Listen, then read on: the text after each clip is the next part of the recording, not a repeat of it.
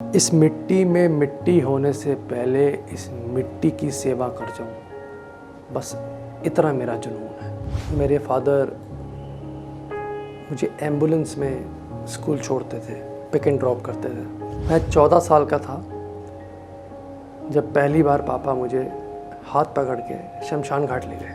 14 की उम्र में पहली लाश देखी। 16 साल का हुआ, पहली डेड बॉडी खुद से सारा क्रिमेशन पंडित जी के साथ मिलके किया।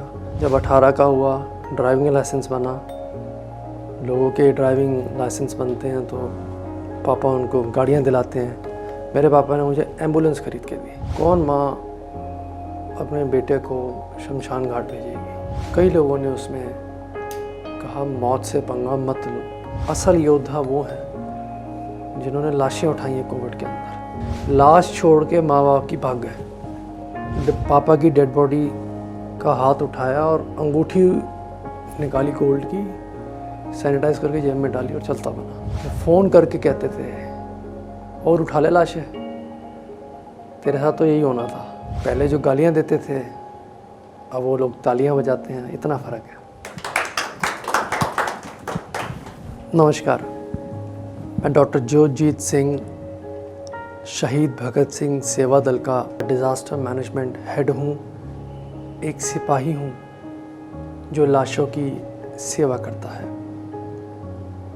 हमारी ऑर्गेनाइजेशन दिल्ली शहर में लावारिस, बेसहारा और गरीब जो डेड बॉडीज़ मिलती हैं, जो लाशें मिलती हैं, उनको एम्बुलेंस देकर शमशान ले जाती हैं, उनके अंतिम संस्कार की सेवा निभाती हैं। डिग्निटी इन डेथ हमारा मोटो है, यानी ऐसी लाशों को मान सम्मान से, रीति रिवाज से उनकी अंतिम विदाई करना, ताकि उनकी आत्मा को शांति मिल सके, उन्हें मोक्ष प्राप्त हो। मेरी उम्र 28 साल है और 28 साल की उम्र में मैं 1600 से ज़्यादा डेड बॉडीज़ को, लाशों को मैं शमशान घाट ले जाके उनका अंतिम संस्कार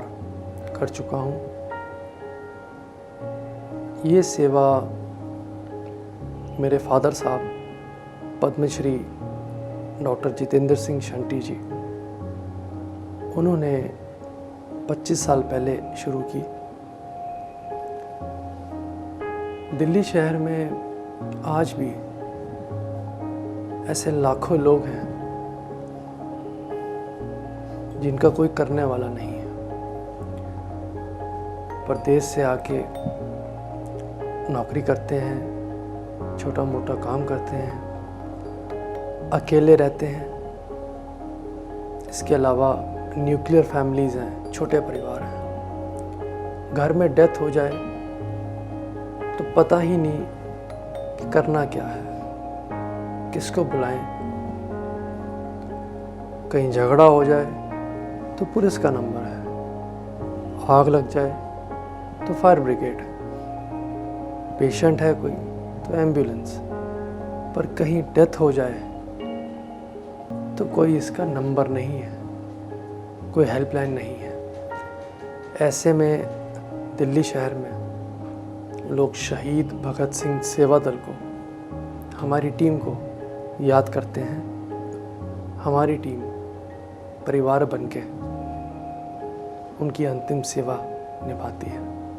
पिछले 25 साल से हमारी टीम्स डेड बॉडीज़ की सेवा कर रही हैं, लेकिन स्पेसिफिकली पिछले 2 साल में जो ये भयंकर कोविड की लहर आई, फर्स्ट वेव, सेकंड वेव, एक मौत का दौर चल पड़ा था। अपनों के लिए अपने आगे नहीं आए। दिल्ली शहर में लाशें घर में सड़ती रही 4-4 दिन, 3-3 दिन, कोई मदद करने आगे नहीं आया। ऐसे में प्रशासन तक ने हाथ खड़े कर दिए। लेकिन मुझे गर्व है कि शहीद भगत सिंह सेवा दल ने, हमने, हमारी टीम्स ने, हमारे कोरोना योद्धाओं ने 4,400 से ज़्यादा कोविड की ऐसी लाशों की अंतिम संस्कार की सेवा निभाई, जिनके या तो परिवार क्वारंटीन थे, अंतिम सेवा नहीं कर पाए, या वो लवारिस थे, या ऐसे परिवार भी थे जो हाथ लगाने के लिए डेड बॉडी को आगे नहीं है। ऐसे में हमारी ऑर्गेनाइजेशन ने अंतिम सेवा उन डेड बॉडीज़ की निभाई। इस सेवा के लिए मेरे फादर साहब पद्मश्री डॉक्टर जितेंद्र सिंह शंटी जी को राष्ट्रपति जी ने रिसेंटली पद्मश्री से भी सम्मानित किया है। लाखों करोड़ों लोग अक्रॉस द वर्ल्ड, क्या यूके, अमेरिका, कनाडा, दुआएं देते हैं, अरदासें करते हैं, ब्लेसिंग्स देते हैं कि आप बहुत अच्छी सेवा कर रहे हो। ऐसी सेवा है ये जिस पे जल्दी से कोई हाथ नहीं डालता। लाखों करोड़ों लोग तारीफ करते हैं, दुआएं देते हैं, लेकिन हज़ारों लोग ऐसे भी हैं जो पूछते हैं, तुम 27-28 साल के हो, तुम लाशें उठाते हो, सारा दिन शमशान घाट ही रहते हो, कैसी लाइफ जी रहे हो? Don't you think you should get settled and do something professionally and अपना कोई करियर बनाओ? अक्सर लोग हमें मिलते हैं जो आप अच्छा काम करो, साथ तो नहीं देंगे, लेकिन रोड़े अटकाते हैं, सवाल पूछते हैं, आपको मजबूर करते हैं कि आप सही रास्ते से हट जाएं। मेरे साथ भी काफ़ी बार ऐसा हुआ, बेटा क्यों कोरोना में लाशें उठा रहे हो, मौत से खेल रहे हो, कई लोगों ने मुझे बोला। मैं बताना चाहूँगा, ये एक दिन में सेवा शुरू नहीं हुई, बैकग्राउंड बहुत डीप है। मैं छोटा था, स्कूल जाता था तो मेरे फादर मुझे एम्बुलेंस में स्कूल छोड़ते थे, पिक एंड ड्रॉप करते थे। उस समय छोटा था, इतनी अकल नहीं थी कि सेवा क्या होती है, एम्बुलेंस क्या होती है, डेड बॉडीज़ ये सब क्या होता है, डेथ भी कोई चीज़ होती है, कहाँ छोटे बच्चे को पता होता है। बट मैंने बहुत कुछ फेस किया बचपन में। मेरे फादर, मुझे ऐसा भी कई बार हुआ है कि मेरे फादर एम्बुलेंस में पीछे डेड बॉडी रखी हुई है और आगे मुझे बिठा के रास्ते में स्कूल छोड़ते हुए और डेड बॉडी को शमशान घाट ले जाते थे। आप इमेजिन करिए कि कितना स्ट्रगल रहा है उनका इस सेवा के रास्ते पे। चूँकि मैं स्कूल के लिए, मुझे याद है मैं छोटा था तो बैग टांगा होता था, जोड़ी करता था मैं, और कभी एम्बुलेंस से उतर रहा हूँ, कभी डेड बॉडी वाली एम्बुलेंस से उतर रहा हूँ। तो मेरे फ्रेंड्स मुझे ढंग से बुलाते नहीं थे, सर्कल में इंक्लूड नहीं करते थे। इनफैक्ट जो टीचर्स थे वो भी मुझसे डिस्टेंस बना के रखते थे। और मैंने कई बार कहते सुना अपने फ्रेंड्स को, ग्रुप्स में, टीचर्स वगैरह को, कि इससे ज़्यादा बात मत किया करो, इससे दूर रहा करो, क्योंकि इस सरदार के जो पापा हैं वो लाशें उठाते हैं, डेड बॉडी वगैरह क्रीमेशन ग्राउंड जाते हैं, तो ये एम्बुलेंस में स्कूल आता है, तो इससे थोड़ा दूर रहा करो।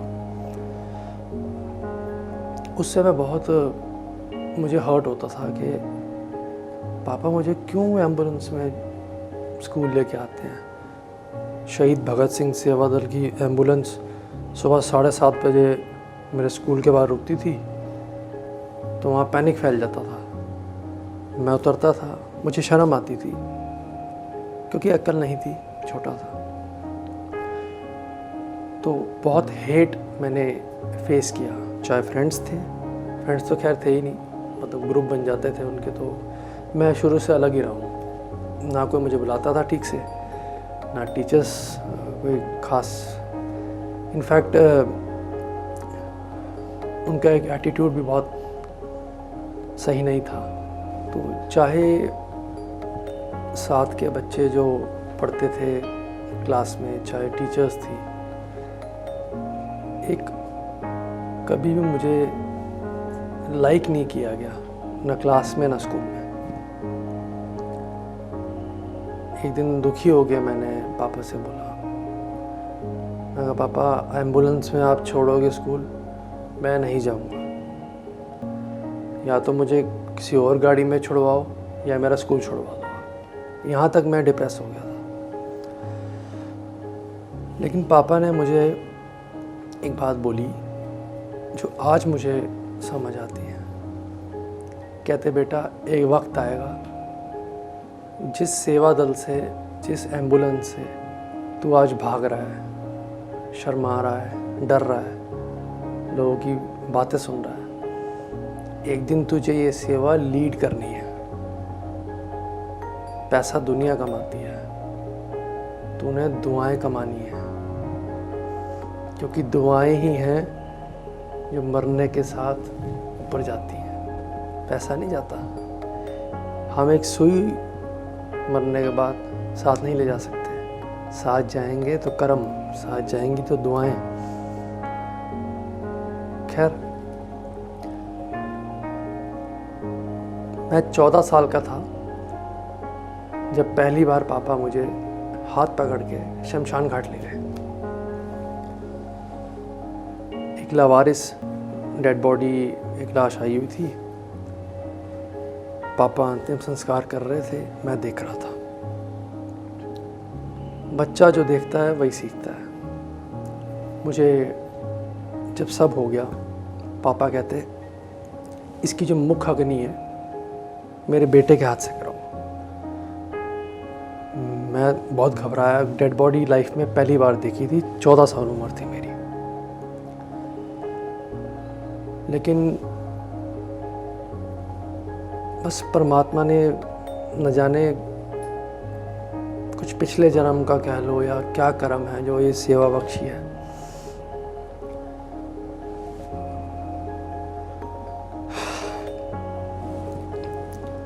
मेरे हाथ से उस डेड बॉडी को पापा ने मुखाग्नि दिलवाई। लपटें उठने लगी, देखते ही देखते चिता ने आग पकड़ ली और डेड बॉडी जलनी शुरू हो गई।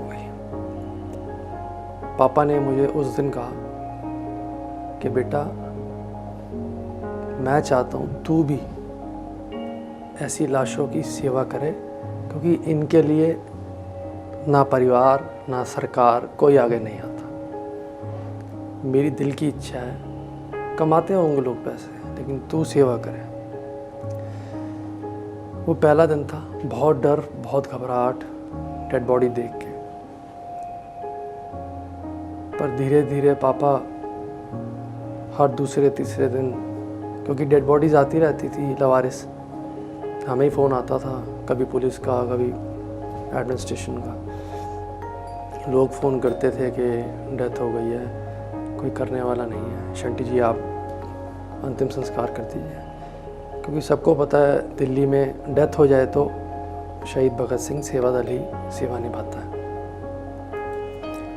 तो धीरे धीरे पापा ले जाते गए शमशान, मैं जाता रहा उनके साथ। मेरे अंदर वो क्वालिटीज़ आना शुरू हो गई। मौत को बहुत ध्यान से देखता रहा, डेड बॉडीज़ को देखते देखते। रोज़ किसी दिन कोई जवान डेड बॉडी, किसी दिन कोई लेडी, कोई बड़ी उम्र के। तो जब मेरे से अंतिम संस्कार पापा करवाते थे तो कभी कहते थे, बेटा देख इसका कोई नहीं है, तेरे से बड़ा है, आज तू इसका बेटा बन के इसका अंतिम संस्कार करेगा।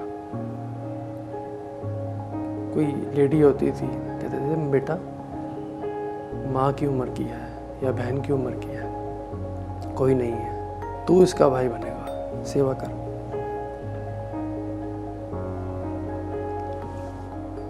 माइंड में फिट हो गया कि ये सेवा बुरी नहीं है, लोग गलत हैं जो हमें गलत कह रहे हैं, जो हमें गालियाँ देते हैं, एक गलत एटीट्यूड रखते हैं। धीरे धीरे वो स्किल्स मेरे अंदर इम्बाइब होते गए। 14 की उम्र में पहली लाश देखी, डेड बॉडी।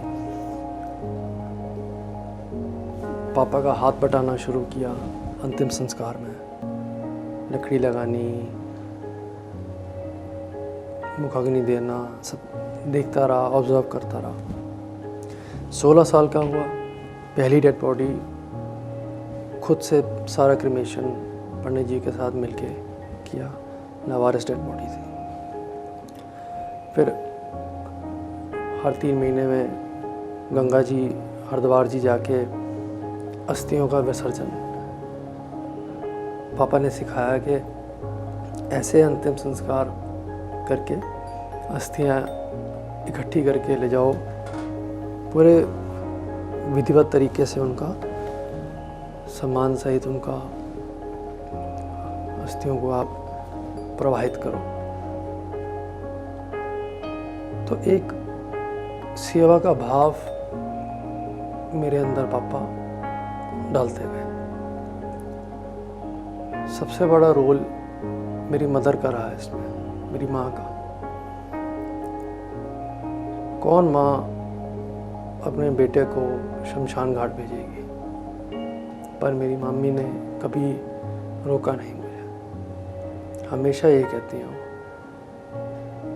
कि देह शिवा बरमोहे है, शुभ कर्मन ते कबहू न डरो, ना डरो और स्यों जब जाए लरो, निश्चय कर अपनी जीत करो। अच्छे काम में पीछे नहीं हटना, मम्मी की शिक्षा थी। रोज़ अरदास करके स्कूल भेजती थी। जब शमशान शुरू किया तब भी मम्मी ने पूरा सपोर्ट किया। हर बेटा अपनी माँ से बहुत प्यार करता है। हर बेटे का पहला प्यार अपनी माँ होती है। माँ में बेटे की जान बसती है। मेरी भी जान मेरी माँ में बसती है। मेरी माँ ना होती और मेरी माँ मुझे रोकती तो मैं ये सेवा लाशों की कभी नहीं कर पाता। सबसे बड़ा श्रेय मैं अपनी माँ को देता हूँ, जिन्होंने आशीर्वाद दे के मौत के मुंह में मुझे भेजा कि मैं बेसहारा लोगों की सेवा कर पाऊँ। जीवन के 2 ही लक्ष्य हैं, माँ की सेवा करना और भारत माँ की सेवा करना। और मैंने तो रिसेंटली मम्मी का टैटू भी बनवाया है, क्योंकि मुझे नहीं लगता कि माँ से बड़ी कोई चीज़ इस दुनिया में है। माँ है तो सब कुछ है। कितने भी दुखों में आप घिरे हों, माँ का हाथ अगर सिर पे हो तो बड़ी बड़ी आप बुलंदियों को छू सकते हैं। बड़ी से बड़ी दिक्कत आप मिनटों में पार कर सकते हैं। माँ की भी मुझे कदर कोविड में आई। मैंने जब देखा छोटे छोटे बच्चों की माएँ चली गई, लेकिन परमात्मा का बहुत शुक्रगुजार हूँ जी। ऐसी माँ मिली मुझे, ऐसे पापा मिले मुझे, जिन्होंने वाकई मुझे अपनी सेवा के लिए नहीं, इस देश की सेवा के लिए, भारत माता की सेवा के लिए पैदा किया है। और मेरा प्रण है कि मैं अपने मिशन में पूरी ज़िंदगी जी जान लगा दूंगा। देश की, भारत माता की सेवा में अपना सारा जीवन समर्पित करूंगा। फिर धीरे धीरे 17-18 का हुआ, सेवा चलती गई। पेशेंट्स की हॉस्पिटल ले जाना, उनको एडमिट कराना। जब 18 का हुआ, ड्राइविंग लाइसेंस बना।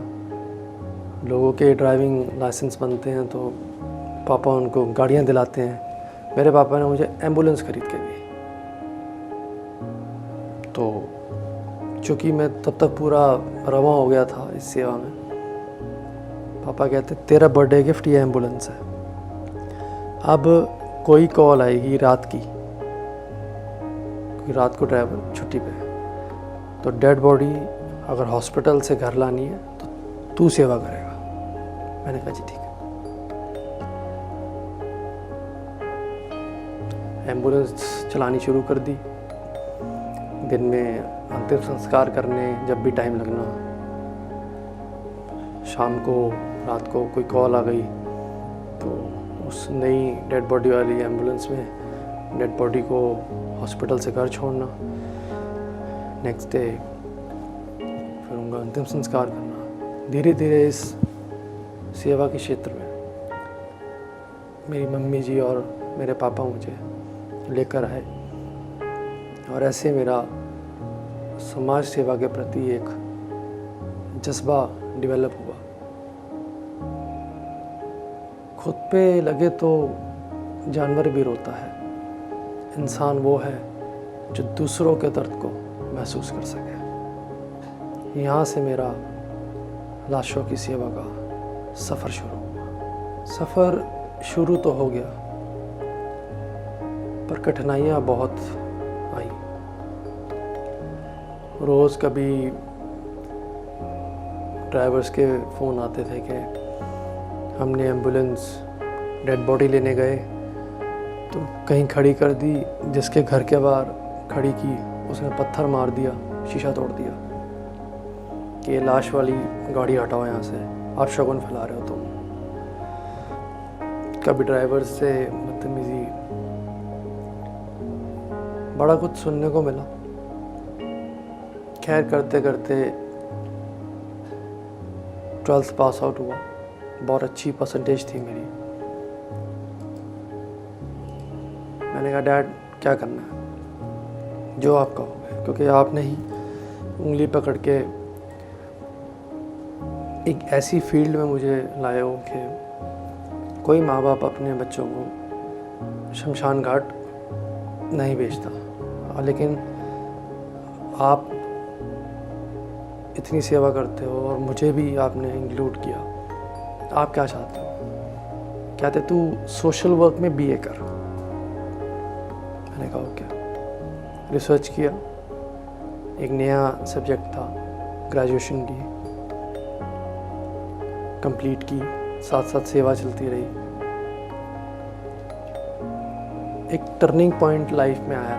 2015 नेपाल में अर्थक्वेक आया, भूचाल।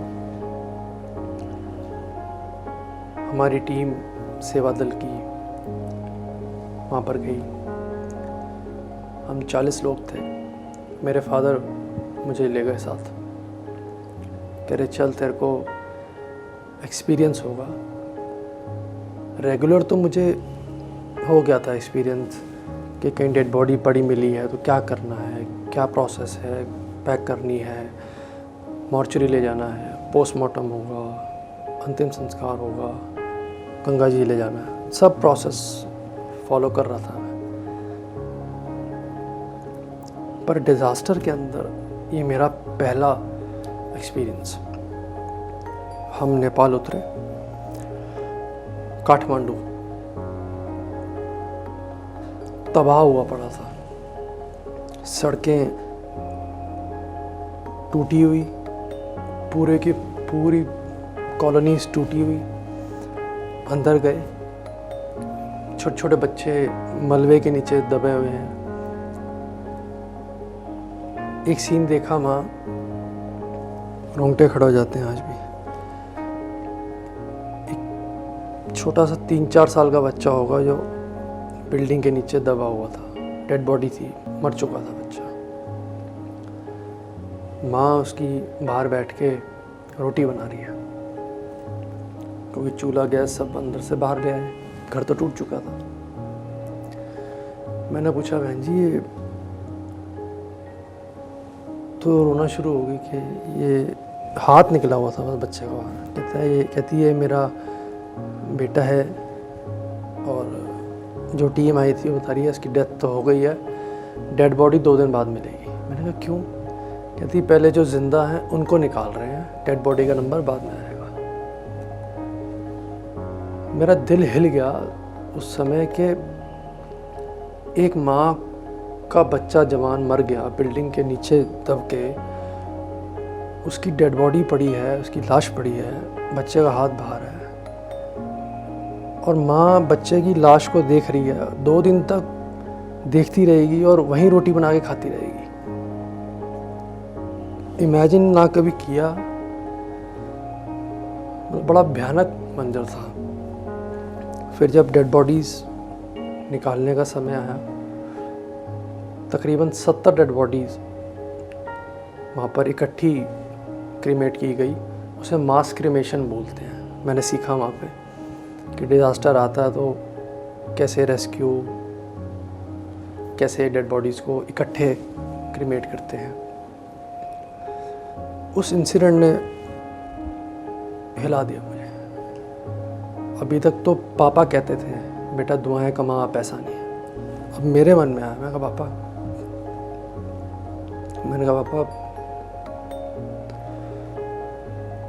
बस आज बहुत कुछ देख लिया, बस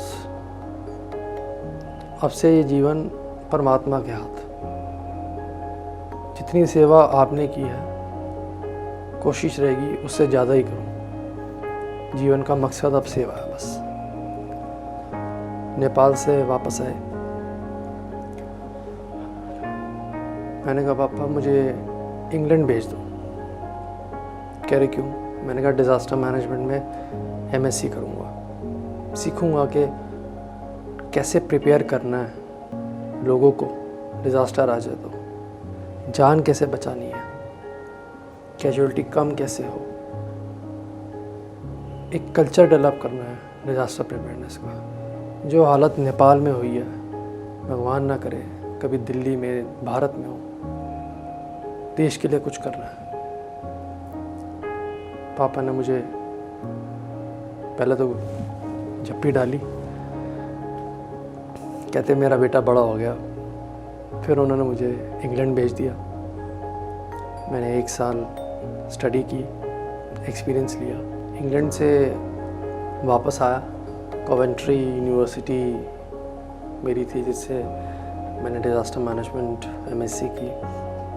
वापस आया, डिज़ास्टर मैनेजमेंट सेल क्रिएट किया ऑर्गेनाइजेशन में। सेवा चल रही थी, सेवा में सर्विसेज को इम्प्रोवाइज करना शुरू किया। मैंने कहा डैड थोड़ी फ्रीडम चाहिए आपसे। उन्होंने पूरा सपोर्ट किया मेरा। अभी तक सिर्फ एक बेसिक स्ट्रक्चर था, डेड बॉडी के लिए फ्यूनरल वैन, एम्बुलेंस, अंतिम संस्कार और अस्थि विसर्जन। अब हमने प्रोजेक्ट्स शुरू कर दिए। लोगों को मॉर्चरी नहीं मिलती थी, डेड बॉडी रखनी है, डेथ हो जाती है, तो हमने मॉर्चरी बॉक्सेस क्रिएट किए जो मॉर्चरी फ्रीजर्स होते हैं, ताकि घर तक उनके पहुंचाएं। रात को डेड बॉडी सारा दिन, सारी रात उसमें रहे, क्योंकि लोग दर्शन करने आते हैं और मॉर्चरी में अगर जगह नहीं है या नेचुरल डेथ है तो हॉस्पिटल रखते नहीं हैं। वो सुविधा शुरू की। एम्बुलेंसेस अपनी बढ़ाई पेशेंट्स के लिए। ब्लड डोनेशन कैंप्स बहुत अच्छे लेवल पे ऑर्गेनाइज करने शुरू किए। तो सेवा चलती आ रही थी और बेहतर तरीके से मैं कर पा रहा था चीज़ों को। पूरे इंडिया में कहीं भी डिज़ास्टर आ जाए, चेन्नई में फ्लड्स आए, कहीं आए, मुंबई में फ्लड्स आए, फादर के साथ गए, वहाँ पे रिलीफ का कैंप लगाया, एम्बुलेंसेस या कोई कैजुअलिटी है तो उसकी सेवा। ये सब करते करते आया 2020। 2020 वो साल जो शायद कोई भूल नहीं पाएगा आने वाले हज़ारों साल तक। इतिहास में काले अक्षरों से 2020 की तबाही जो है कोरोना वायरस कोविड-19 पेंडेमिक की, वो लिखी जाएगी। देश दुनिया थम गई, रुक गई, घरों में कैद हो गई। 2020 एक ऐसा साल जब सब बंद हो गया, सड़क बंद, दुकान बंद, सब बंद। हम अपने सेवा दल के हेडक्वार्टर में बैठे थे, सारी टीम्स की मीटिंग हुई, क्या करना है। तो हमने एम्बुलेंस सर्विस अपनी बढ़ा दी, कोविड पेशेंट्स को कोविड टेस्टिंग के लिए ले जाना और उनको घर छोड़ना, अगर पॉजिटिव हैं तो क्वारंटीन करवाना, हॉस्पिटल ले जाना अगर सीरियस है तो। यहाँ तक तो ठीक था, लेकिन उसके बाद जो शुरू हुआ मौत का तांडव दिल्ली में,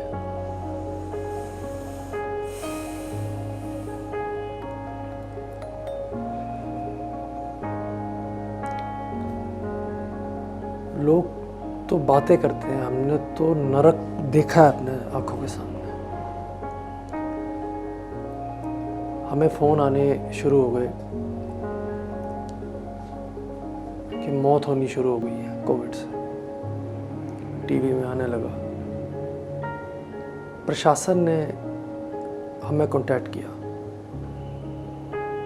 कि शहीद भगत सिंह सेवा दल अपनी फ्यूनरल वैन दे, क्या आप देंगे डेड बॉडीज़ के लिए। हमने कहा हमें एक दिन का टाइम दीजिए। हमारी कोर कमेटी की मीटिंग हुई, कई लोगों ने उसमें कहा मौत से पंगा मत लो, सीधा सीधा मौत से पंगा है, कोविड की लाश उठाना मजाक नहीं है। मैं भी उस मीटिंग में था, मेरे फादर साहब भी थे, पूरा स्टाफ, मेंबर्स, एग्जीक्यूटिव सब बैठे थे। पापा ने एंड में यही कहा कि देखो 25 साल से आर्मी की तरह शहीद भगत सिंह सेवा दल लाशें उठा रहा है, अंतिम संस्कार कर रहा है। अगर आज इस कोविड पैंडेमिक में हम पीछे हट जाते हैं तो ये देश हमें कभी माफ़ नहीं करेगा। मैं तो ये सेवा करूँगा। कौन कौन मेरे साथ है, आ सकता है, नहीं तो जा सकता है। मैंने मम्मी को फ़ोन किया, मैंने कहा मम्मी पापा ऐसे ऐसे कह रहे हैं कि कोविड की लाशें हैं जो बहुत रफ्तार से बढ़ रहा है और डेड बॉडियाँ बल्क में पड़ी हैं, क्योंकि कोई उठा ही नहीं रहा। सबको इतनी दहशत, इतना खौफ। मम्मी कहती बेटा घर आ, बात करेंगे। मैं घर गया शाम को, नेक्स्ट डे शुरू करनी थी सेवा।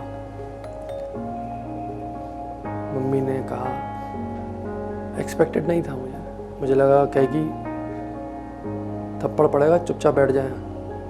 मुझे एक्सपेक्टेड था, क्योंकि कोविड एक उस समय, मतलब अगर मैं वर्ड्स में दहशत बता दूं तो वो पॉसिबल नहीं है, इतनी दहशत थी। मम्मी ने कहा नहीं। मम्मी कहती घर में भी तो लोग मर रहे हैं ना बेटा, अगर तूने डिसाइड किया है कि पापा के साथ जाना है, डेड बॉडीज़ की सेवा करनी है, अच्छा काम है, सेवा है, कर। कोई माँ नहीं बोलती अपने बेटे को, लेकिन मेरी माँ ने मुझे बोला कि बेटा घर में अगर तुझे कुछ हो गया लॉकडाउन में तो 1% को मुझे दुख होगा, लेकिन अगर फील्ड में, शमशान घाट में सेवा करते हुए तुझे कुछ हुआ तो वो मौत नहीं, तू शहीद कहलाएगा। I will be proud of you, मुझे गर्व होगा तेरे पे। बहुत बड़ी बात मम्मी ने बोल दी मुझे, क्योंकि मैं शहीद भगत सिंह जी का आर्डेंट फ़ैन हूँ, उनकी बुक्स पढ़ता रहता हूँ। जब उनकी माता जी भगत सिंह जी की आखिरी समय में उनसे जेल में मिलने गई तो उन्होंने कहा था भगत सिंह को कि बेटा, एक बार इस राह में मरना 100 जन्मों के समान है। एक वो मेरे लिए मोटिवेशन, एक मेरी माँ ने मुझे मोटिवेशन दी। नेक्स्ट डे अरदास की, कड़ा प्रसाद बनाया घर पे, प्रसाद दिया। मम्मी कहती डट के सेवा करनी है, अगर हमें कुछ होना लिखा है तो टल तो सकता नहीं, लेकिन फील्ड में सेवा करते हुए जाना है। अगर जाना है तो घर में कार्यों की तरह बैठ के नहीं। हमने अगले दिन से डेड बॉडी वाली फ्यूनरल वैन, एम्बुलेंस उठाई। मैं, पापा, सारे ड्राइवर्स, सारी emergency response teams dead bodies की सेवा शुरू कर दी। फ़ोन आते थे सुबह, भाई साहब आज 40 डेड बॉडी हैं, आज 20 डेड बॉडी हैं, पीपीई किट पहननी, 16 घंटे पीपीई किट में रहना, ना पानी पी पाते थे, ना वॉशरूम जा पाते थे, क्योंकि सील पैक्ड एकदम। डेड बॉडी मॉर्चरी से पिक करके शिफ्ट करनी फ्यूनरल वैन में और शमशान घाट ले जाना, अंतिम संस्कार करना। ये सेवा हमने शुरू कर दी। लेकिन बड़ा एक दौर देखा हमने कि सपोर्ट तो क्या करना। पहली वेव थी, लोग डरे हुए थे, बड़ी कठिनाइयाँ हमारे ऊपर आई। लोगों ने हमें अबैंडन कर दिया, हमारे रिश्तेदारों ने, परिवार ने, फ्रेंड सर्कल ने, पड़ोसियों ने, बिल्डिंग वालों ने बॉयकॉट कर दिया एक तरीके से। मतलब साथ क्या देना या मोटिवेट क्या करना, कट ऑफ। कहीं एम्बुलेंस खड़ी कर दी तो गालियां देने शुरू कर देते थे, अरे कोविड फैला रहे हो, ले जाओ यहाँ से, क्या कर रहे हो, लड़ाइयाँ शुरू कर देते थे लोग। वो जो बचपन में एक बार इंसिडेंट देखा था मैंने कि एम्बुलेंस पे पत्थर मार दिया एक बंदे ने, वो काम दोबारा देखा मैंने कोविड में, और ज़्यादा देखा। मुझे याद है हमारा एक ड्राइवर, एक डेड बॉडी कोविड की थी, हॉस्पिटल से निकला शमशान घाट के लिए, हार्डली 15 मिनट का रास्ता, पानी ख़त्म हो गया उसका, पीपीई किट, जून की भरी गर्मी, सड़ती हुई, पसीना पसीना लथपथ। एक दुकान के बाहर रुका, उसने पूरा ख्याल रखा। अपने पब्लिक अनाउंसमेंट सिस्टम पीए पे, माइक पे उसने बोला एम्बुलेंस से कि मुझे एक पानी की बोतल दे दो। दुकान थी वहाँ पे, और आप यहाँ रख जाओ पानी की बोतल, और मैं आपको पैसे पेटीएम कर दूँगा, कोई डायरेक्ट कांटेक्ट नहीं होगा आपका, चूँकि गाड़ी में डेड बॉडी है, आप यहाँ पानी रख दो, मैं उठा लूँगा। दुकानदार ने पानी नहीं दिया उसको, जहाँ से निकलते थे पानी मांग लिया, शटर बंद, जैसे हम कोई आतंकवादी हैं, कोई टेररिस्ट हैं। शमशान पहुंचता पहुंचता बेहोश हो गया, बेचारे को पानी तक किसी ने नहीं पिलाया। इंसानियत मरती हुई देखी है, इंसान तो मरते देखे थे, इंसानियत मरती देखी मैंने। लथपथ, बिल्कुल पसीने से बुरा हाल। मुझे फ़ोन आया शमशान घाट वाले हमारे कर्मचारी का, कह रहा जो सर वो ड्राइवर जो है आनंद आपको बेहोश हो गया है। बेहोश हो गया? कह रहा सर पीछे डेड बॉडी पड़ी है, कोरोना की लाश पड़ी हुई है और आगे वो बेहोश हो गया। मैं भाग के गया, फटाफट रिस्पॉन्ड किया। मेरे ख्याल क्योंकि एक बॉडी बोला रहा था, एक हम ला रहे थे, हम फटाफट पहुँचे वहाँ। मेरी गाड़ी में लिम्का थी, मैंने लिम्का पिलाई उसको। मैंने कहा उठ, मैं कहा ठीक है।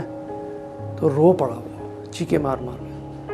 कह रहा सर मेरे भी बाल बच्चे हैं, मेरी छोटी छोटी बच्चियाँ हैं, 2 उन्हें छोड़ के मैं देश के लिए सेवा कर रहा हूँ, लाश कोविड की लेके जा रहा हूँ कि इन्हें कोई दिक्कत ना आए। मुझे किसी ने आज पानी नहीं पूछा और मना कर दिया कि पानी भी नहीं देंगे तेरे को। कह रहा सर हमको यहाँ आतंकवादी है। बहुत दुख लगा जी मुझे। असल योद्धा वो हैं जिन्होंने लाशें उठाई हैं कोविड के अंदर। बहुत दिल टूटा उस दिन। मैंने एक वीडियो भी डाली। उसके बाद काफ़ी लोगों ने हमें सपोर्ट करना शुरू किया, एक बदलाव आना शुरू हुआ। लोगों ने हमारी सेवा देखनी शुरू की। लेकिन बड़ा कुछ अभी भी जर्नी ऐसी थी वो कि बड़ा कुछ था। हमारा एक इमरजेंसी रिस्पॉन्डर था जीतू, वो डेड बॉडी लेके शमशान घाट आ रहा था। उसे किसी ने टेररिस्ट बोल दिया। कह रहा ये आतंकवादी हैं ये, क्योंकि उसने पीपी किट पहनी हुई थी, उसका मुंह पूरा ढका हुआ था, हाथ पूरा। तो उसका मजाक उड़ाना कि ये तो टेररिस्ट लग रहा है, तो आतंकवादी है। मतलब क्या कहोगे आप इसको? ये इंसान की डेफिनेशन में तो ये आता ही नहीं ना। अपने बच्चे छोड़ के वो लाशें उठा रहा है कोविड की। जो काम प्रशासन नहीं कर रहा वो आपके लिए फ्री में कर रहा है। अपनी जान दांव पे रख के, परिवार की जान दांव पे रख के, देश के लिए, भारत माता के लिए। बहुत बुरा लगा। फिर तो ऐसा पीक आया कि बस, उस समय 26 साल उम्र थी मेरी। जो देखा है मैंने, हम खड़े थे हॉस्पिटल में, 2 डेड बॉडी आई। एक ही घर में 2 डेथ हुई थी कोविड से। बच्चों को जैसे ही पता लगा कि माँ बाप की, दोनों मदर फादर एक्सपायर हो गए थे, कि कोविड पॉजिटिव, लाश छोड़ के माँ बाप की भाग गए मॉर्चरी के बाहर ही। हमें मॉर्चरी वाले लगा भाई साहब ये तो भाग गए हैं। मैंने कोई नहीं, हम सेवा निभा देंगे, कोई बात नहीं। हम ले गए उनको, डेड बॉडी को ले गए। तो जो उनका मॉर्चरी का पर्चा था उसमें नंबर था। तो हमने एक फ़ोन किया कि आप ज़्यादा डर रहे हैं, ठीक है, दहशत है, हम करेंगे संस्कार, शमशान ले आए हैं, अंतिम दर्शन कर लीजिए।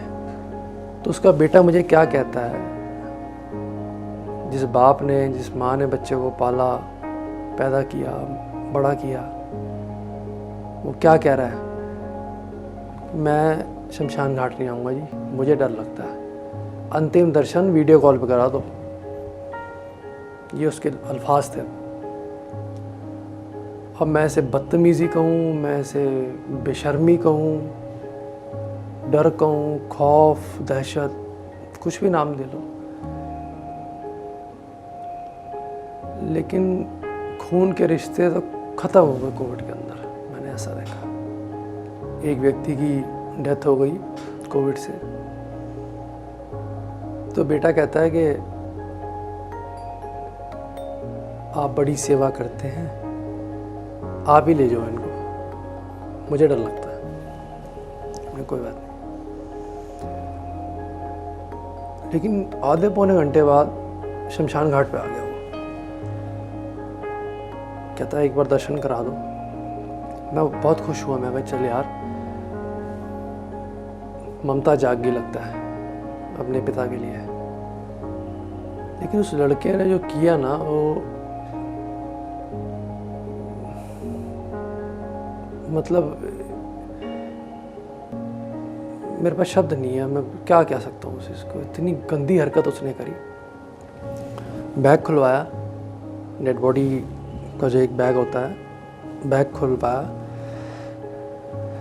ग्लव पहन के उसने अपने पापा की डेड बॉडी का हाथ उठाया और अंगूठी निकाली गोल्ड की, सैनिटाइज करके जेब में डाली और चलता बना। अब मैं ऐसा उस स्टेट में मेरा माइंड चला गया कि ये हुआ क्या। अब मैं उसे रोक के लानत दूं कि तूने क्या किया है, या मैं डेड बॉडी अंदर ले जाऊं। पीछे भीड़ लगी हुई थी लाशों की। मतलब बाप की लाश को हाथ नहीं लगाना, अंतिम संस्कार नहीं करना, अंगूठी निकाल लेनी है। ये रिश्ते देखे हमने। ये दौर बहुत बड़ा मुश्किल रहा। लोगों ने पहले बड़ी गालियां भी दी हमें, लेकिन धीरे धीरे सोशल मीडिया पे वीडियोस हमारी अवेयरनेस के लिए डलनी शुरू हुई, तो लाखों करोड़ों लोग हमारे साथ जुड़े।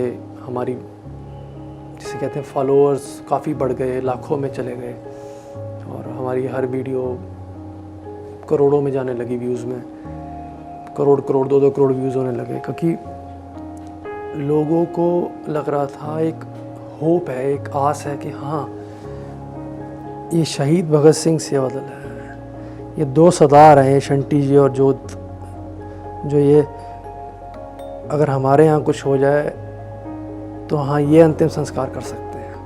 एक उनको आस दिखने लगी कि मेरे बुरे समय में ये खड़े होंगे। एक ट्रस्ट बिल्डअप हुआ लोगों का, और वो सेवा हमने निभाई। परमात्मा का बहुत बहुत शुक्र है कि हम सही सलामत रहे। लोगों ने बड़ी हमारे लिए अरदासें की, लेकिन सेवा करते करते इसी फर्स्ट वेव में मुझे, मेरी मम्मी जी, मेरे पापा, मेरा भाई, हम चारों को कोविड हो गया। वो रात तो मैं आपको बता नहीं सकता जी। मैंने एक्सपेक्ट किया था कि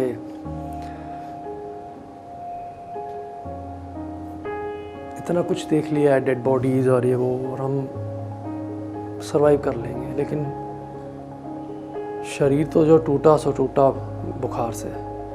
मोराल टूट गया हमारा बहुत। शुरू के 4 दिन किसी ने हमारा फ़ोन भी नहीं उठाया कि कोई काम ना बोल दें हम उसको।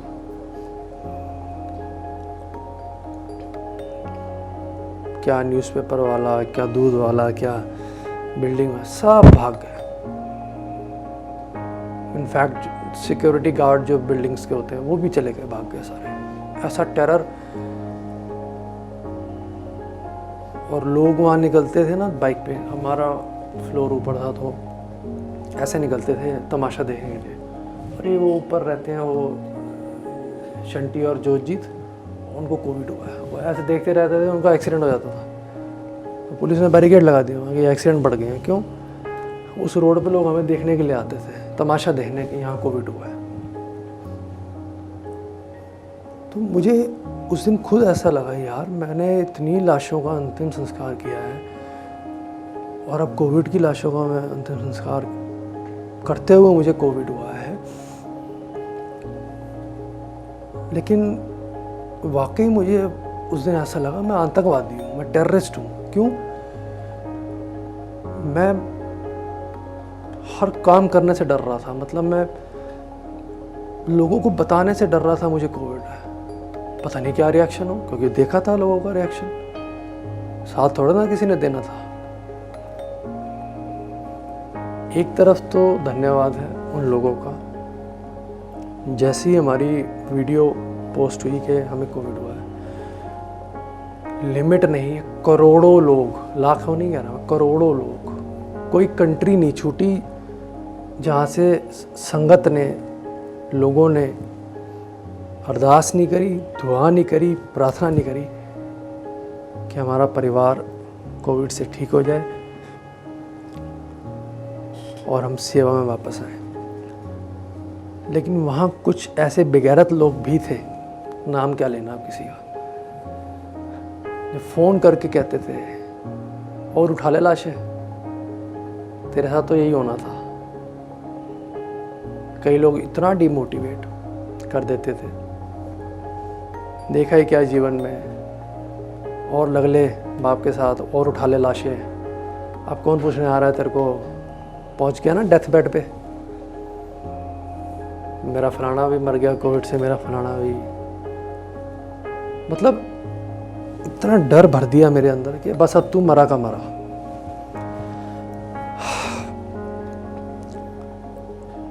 सारी सपोर्ट हर जगह से ख़त्म, बस एक आस थी कि लोग दुआएं कर रहे हैं। चौथे पांचवें दिन हम तो चलो जो थे पापा का बीपी 35 रह गया। कोई डॉक्टर आने को तैयार नहीं, हॉस्पिटल्स फुल। एक बहुत ही टेंस माहौल बन गया और डॉक्टर ने फ़ोन पे दवाई बताई, हमने कैसे भी करके हमारे ड्राइवर से मंगवाई, वो फेंक के चले गए। मतलब ऐसा लग रहा था हम अछूत हैं या आतंकवाद, वाकई आतंकवादी लग रहा था मुझे अपने आप को, टेररिस्ट हूँ मैं तो। क्योंकि आपसे कोई ठीक है मिल नहीं सकते physically, but you can at least call a person, हालचाल पूछ लो। पर ये चीज़ जब सोशल मीडिया में गई तो वाकई लोगों ने बहुत फिर हमारा सपोर्ट करना शुरू किया, दुआएं अरदासें की, तो उससे हमारा मोराल फिर बढ़ा। वो रात सरवाइव की पापा ने। नेक्स्ट डे एक फ़ैसला किया हमने कि जी हम हॉस्पिटल नहीं जाएंगे, क्योंकि हमने वो देखा जो शायद कोई और देख ले तो जी ना पाए। हॉस्पिटल क्यों नहीं जाएंगे? मैंने देखा है जो मोस्टली जो दिल्ली में कोविड का पेशेंट हॉस्पिटल गया वो वापस नहीं आया, लाश ही वापस आई है उसकी। नियम, कानून, ह्यूमन राइट्स, इसकी तो धज्जियाँ उड़ा दी हॉस्पिटल वालों ने। डॉक्टर्स को, नर्सेस को सैल्यूट है, लेकिन प्राइवेट हॉस्पिटल्स को जो एक माफिया चला रहा था, उन लोगों ने क्या हालत करी है मैं आपको क्या बताऊं।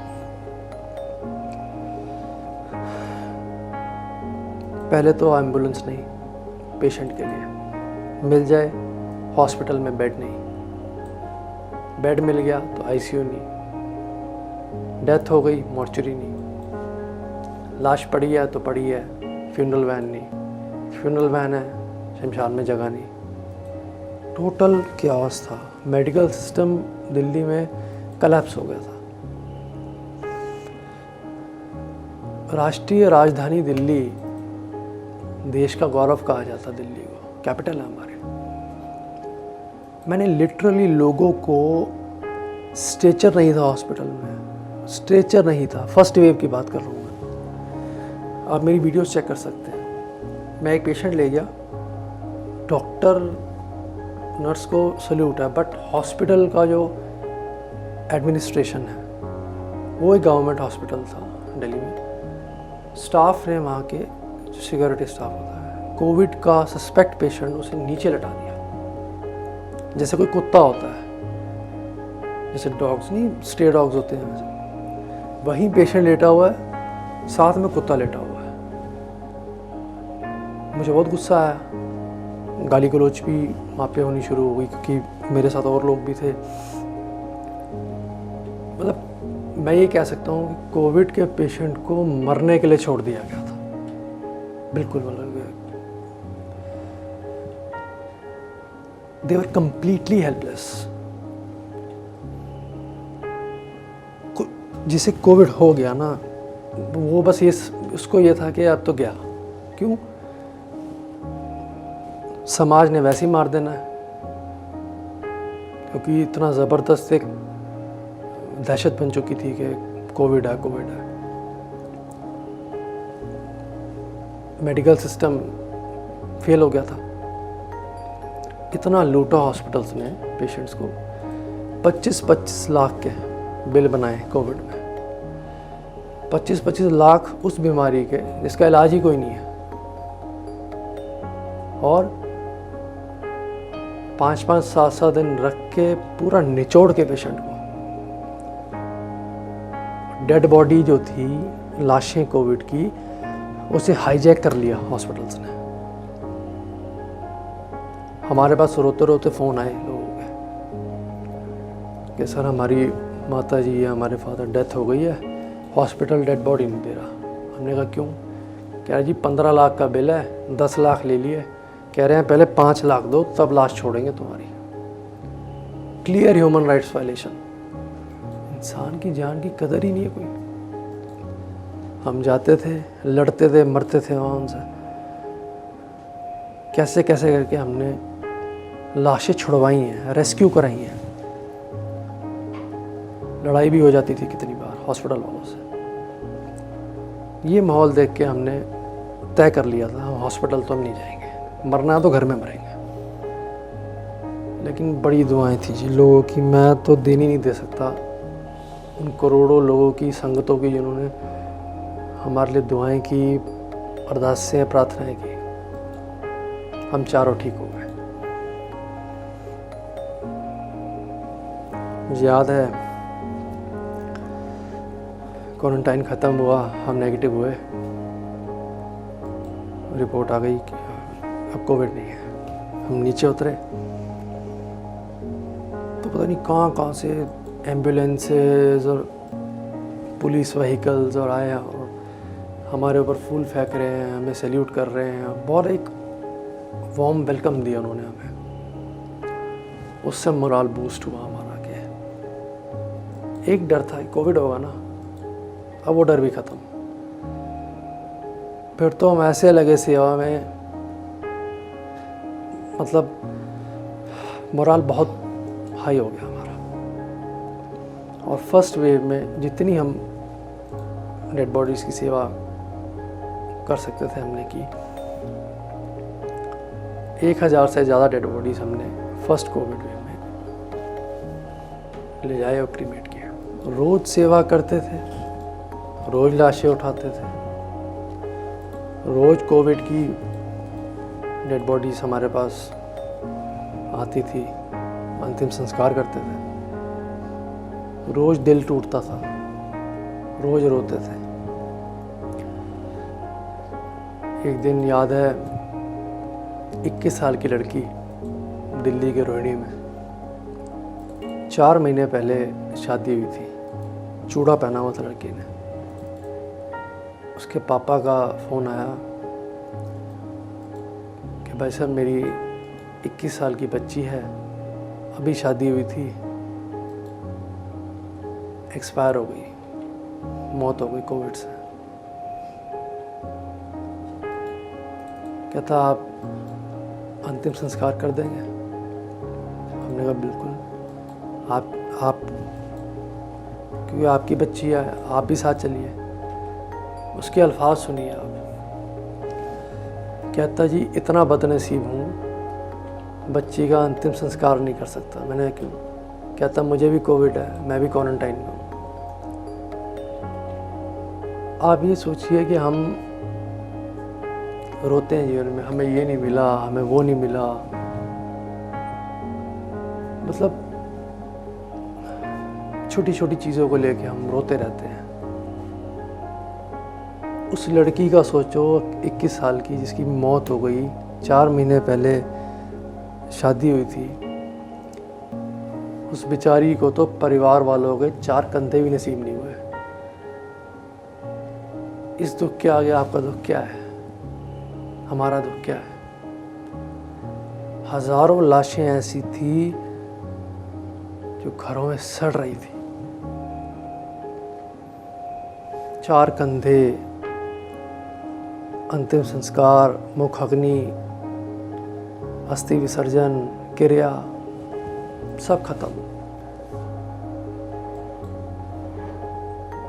क्रियाक्रम भी, अंतिम संस्कार भी नसीब ना हो।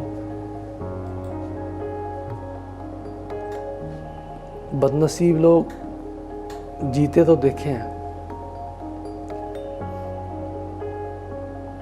लेकिन लाशों की भी बदनसीबी देखी है मैंने।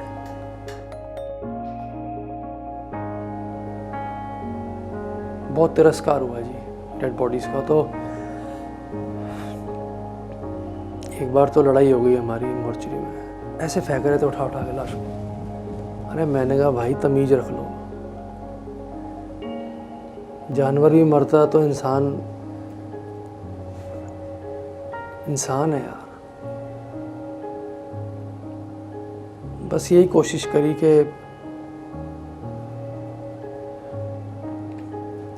मान सम्मान से उसको अंतिम अधिकार मिल पाए, और फर्स्ट वेव में हमने सेवा निभाई।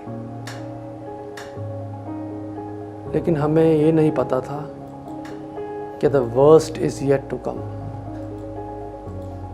फिर आई कोविड की सेकेंड वेव।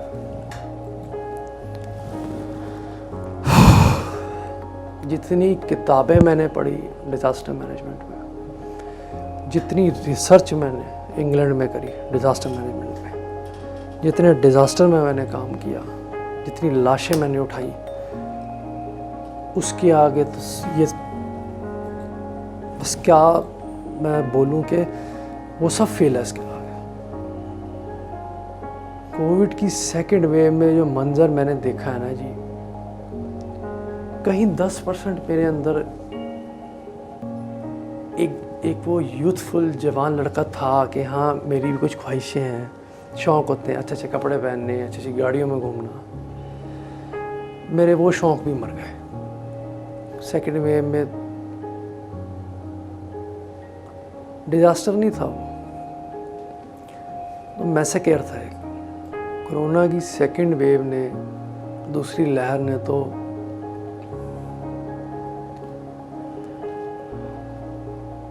मतलब औकात दिखा दी हमें हमारी। बड़ी बड़ी बातें, बड़े बड़े सपने। मैं बताता हूँ मैंने क्या देखा है। तड़पते हुए लोग देखे अस्पतालों में, दिल्ली में ऑक्सीजन ख़त्म। फ़ोन आता था हॉस्पिटल से, सर पेशेंट ले जाओ। हमें लगता था कि डिस्चार्ज हो रहा है या ठीक हो गया होगा, या कह रहा सर ठीक नहीं हुआ है सीरियस ही, ऑक्सीजन ख़त्म हो गई है। पैनिक सोच सकते हैं आप, वो पैनिक जो था उस टाइम आप सोच सकते हैं। हज़ारों पेशेंट सीरियस हैं और ऑक्सीजन ख़त्म है सारे दिल्ली में। 5,000 का सिलेंडर लाख का बिका, 5,000 का इंजेक्शन 2.5 लाख का बिका। हॉस्पिटल ने 40 लाख रुपए लिए। चोरी नहीं है ये, डकैती है ये। कोविड से मौत नहीं हुई है, मेडिकल किलिंग थी है। मैं तो अक्सर कहता हूं कि कोविड से सेकंड लहर में खासकर, क्योंकि फर्स्ट वेव के बाद सेकंड में प्रिपेयर्डनेस बढ़ानी चाहिए थी, लेकिन नहीं। मुझे लगता है कि वो जाने बच सकती थी।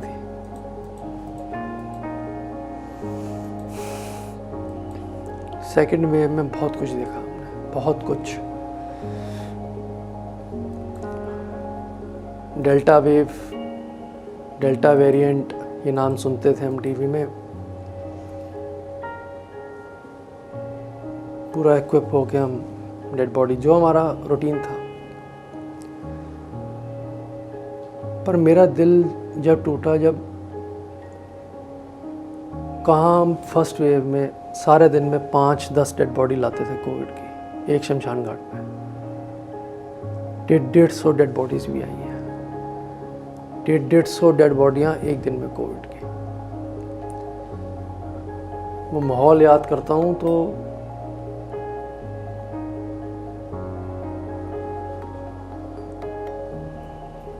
लफ्ज़ गायब हो जाते हैं, दिमाग बंद हो जाता है।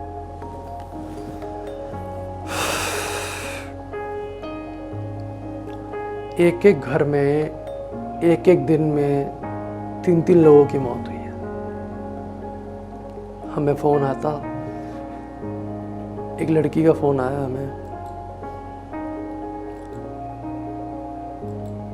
पापा की डेड बॉडी को गाड़ी में लेके घूम रही हूँ जी, एम्बुलेंस नहीं मिल रही, अंतिम संस्कार के लिए शमशान में भी जगह नहीं है, आपका नंबर लिया है हमने फेसबुक से, आप करा देंगे? हमने कहा हाँ जी हम करा देंगे। जब शमशान घाट सोच के देखो, एक 22-23 साल की लड़की अपने पापा की लाश को गाड़ी में लेके आ रही है। हमने निकाला, रखा स्ट्रेचर पे, तो कहती है अंकल 11 घंटे से घूम रही हूँ, 6-7 हॉस्पिटल में चक्कर लगाए, किसी ने एडमिट नहीं किया, गाड़ी में ही मौत हो गई पापा की।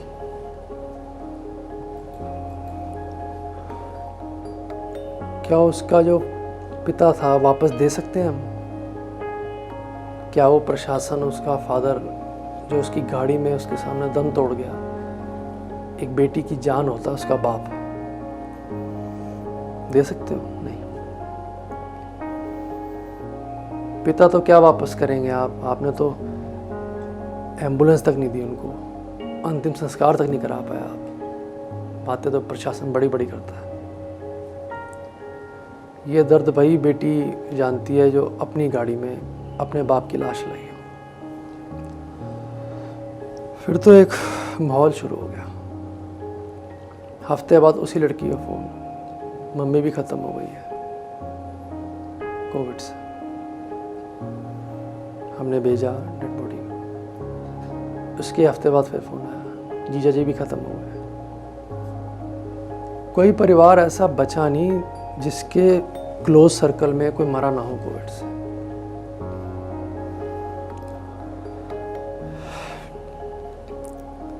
मेरे को याद है एक बेटा 14 साल का, 13 साल का होगा, छोटा सा,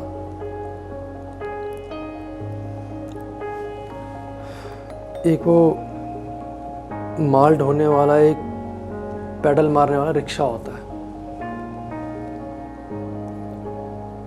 उसमें अपने पापा की लाश रख के लाया, 14 साल का बच्चा।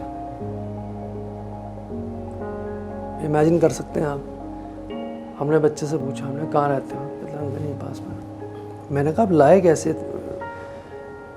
कहता पापा की कोविड से डेथ हो गई और बिल्डिंग में फैमिली वाले कोई सबने दरवाजे लॉक कर लिए। मैंने कहा मम्मी कहाँ है आपकी? कहता उनको कोविड है। तो मैंने कहा आप अकेले पापा की डेड बॉडी ले आए? कहता अंकल क्या करता मैं। रोने लगा। 14 साल के बच्चे को क्या अकल होती है। मैंने जब मैं 14 का था तो पहली लाश देखी थी मैंने जलती हुई। ये बेचारा तो अपने पापा को लेके आया है।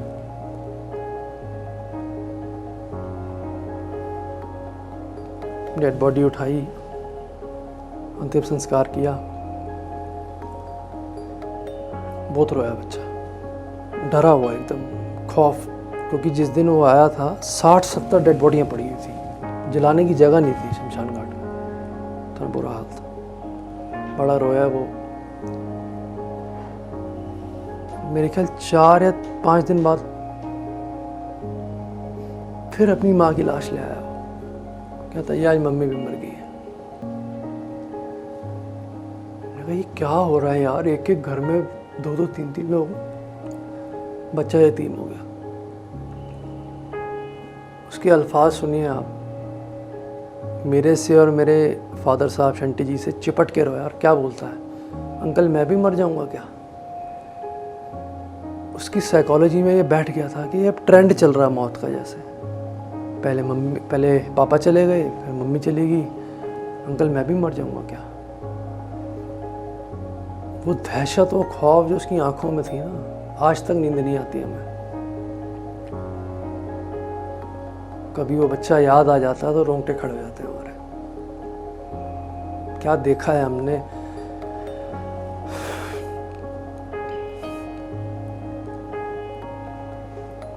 एक बच्ची थी 18-19 साल की, अपनी माँ के साथ रहती थी, फादर उसके नहीं थे, परिवार भी नहीं था, सिर्फ माँ और बच्ची। माँ की मौत घर में हो गई। पूरे मोहल्ले ने कह दिया कि हम डेड बॉडी नहीं उठाएंगे, दरवाजे बंद। अकेली लड़की कैसे अपनी माँ की डेड बॉडी लाएगी? सोचिए आप, किसने ध्यान दिया इस चीज़ में? उसने कहीं से फेसबुक पे हमारा नंबर देखा, फ़ोन किया, तो हमने अंतिम संस्कार किया। हम पूरा एक कंसेंट फॉर्म भरवाते थे कि हम ऑथराइज़ करते हैं आप कि आप डेड बॉडी को क्रीमेट कर दीजिए।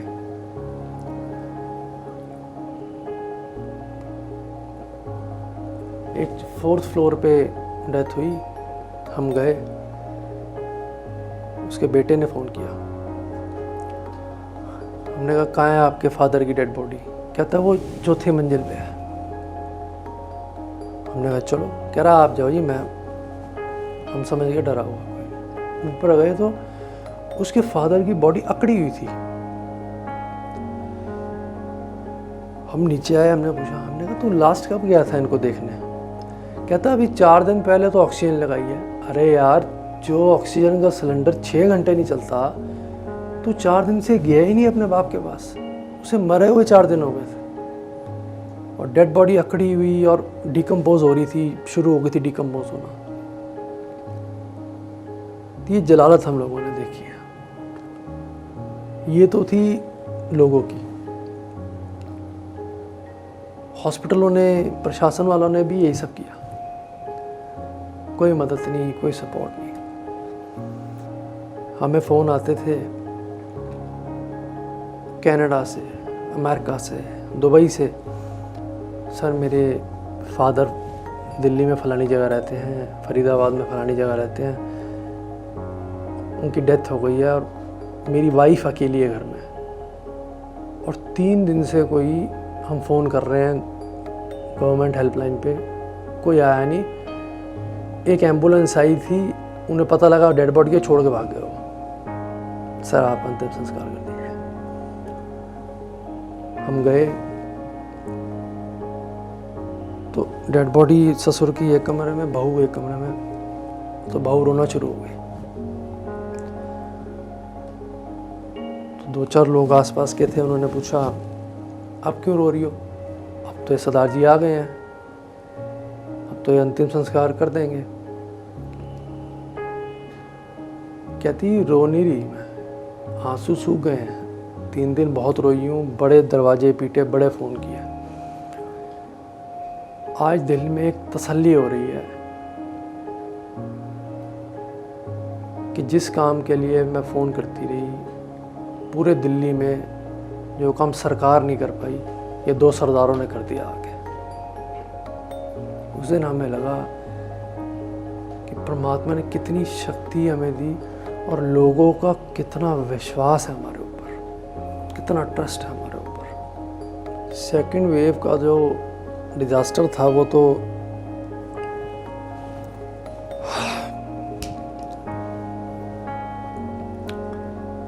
कई लोग लापरवाह हो गए, कुछ मेडिकल प्रोफेशनल्स ने कह दिया बच्चे तो सेफ़ हैं, बच्चों को तो कोई दिक्कत ही नहीं है, बच्चे कोविड से सेफ़ हैं। मैंने अपने हाथों से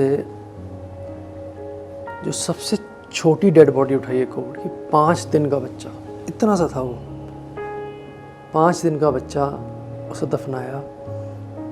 एक 6 महीने की बच्ची थी, एक 5 साल का लड़का था। ये सब कोविड से गए हैं। और सेकंड वेव में ज़्यादातर यंगस्टर्स की मौत हुई है, जवान लोगों की मौत हुई है, मेरी उम्र के लोग। वो एक टेरर का माहौल फैल चुका था जो बड़ा भयंकर था। ऐसी लाइनें हॉस्पिटल्स में, ऐसी ब्लैक मार्केटिंग, पेशेंट को तो ना अस्पताल में एंट्री मिली, ना जगह मिली, दिल्ली जैसे शहर में ना ऑक्सीजन मिली, ना दवाई मिली। मरने के बाद हॉस्पिटल वाले लाश भी बाहर निकाल देते थे। कई छोटे हॉस्पिटल होते थे, आप सोचिए हमने क्या फेस देखा है। वो छोटे हॉस्पिटल 50, 60, 70 बेड वाले, कोविड का पेशेंट गया, डेथ हो गई। फ़ोन आता था उनको, परिवार वालों को, लाश ले जाओ। वो कहते थे सर कल क्रिमेशन होगा, रिश्तेदार कोई 2-4 आने हों या बेटा बाहर रहता है, अभी ले जाओ, मॉर्चरी नहीं है। अब घर वाले लाश लेके कोविड की, कहाँ तो हम मास्क नहीं पहन रहे तो 500 का फाइन हो रहा है, कहाँ लाश कोविड की सड़क पे पड़ी हुई है, लोग खड़े हुए हैं उसके आसपास, ले जाने को एम्बुलेंस नहीं, रखने को मॉर्चरी नहीं। हमें फ़ोन आए, हम कहते थे एम्बुलेंस ले लो। आप सोचिए इंसानियत कहाँ मरती है। जो मैं कहने जा रहा हूँ, जब लाश को घर ले जाते थे घर वाले कोविड की सेकेंड वेव में, तो घर पे कुछ ऐसे भी लोग होते थे परिवार में जो कहते थे एम्बुलेंस से उतारना मत डेड बॉडी,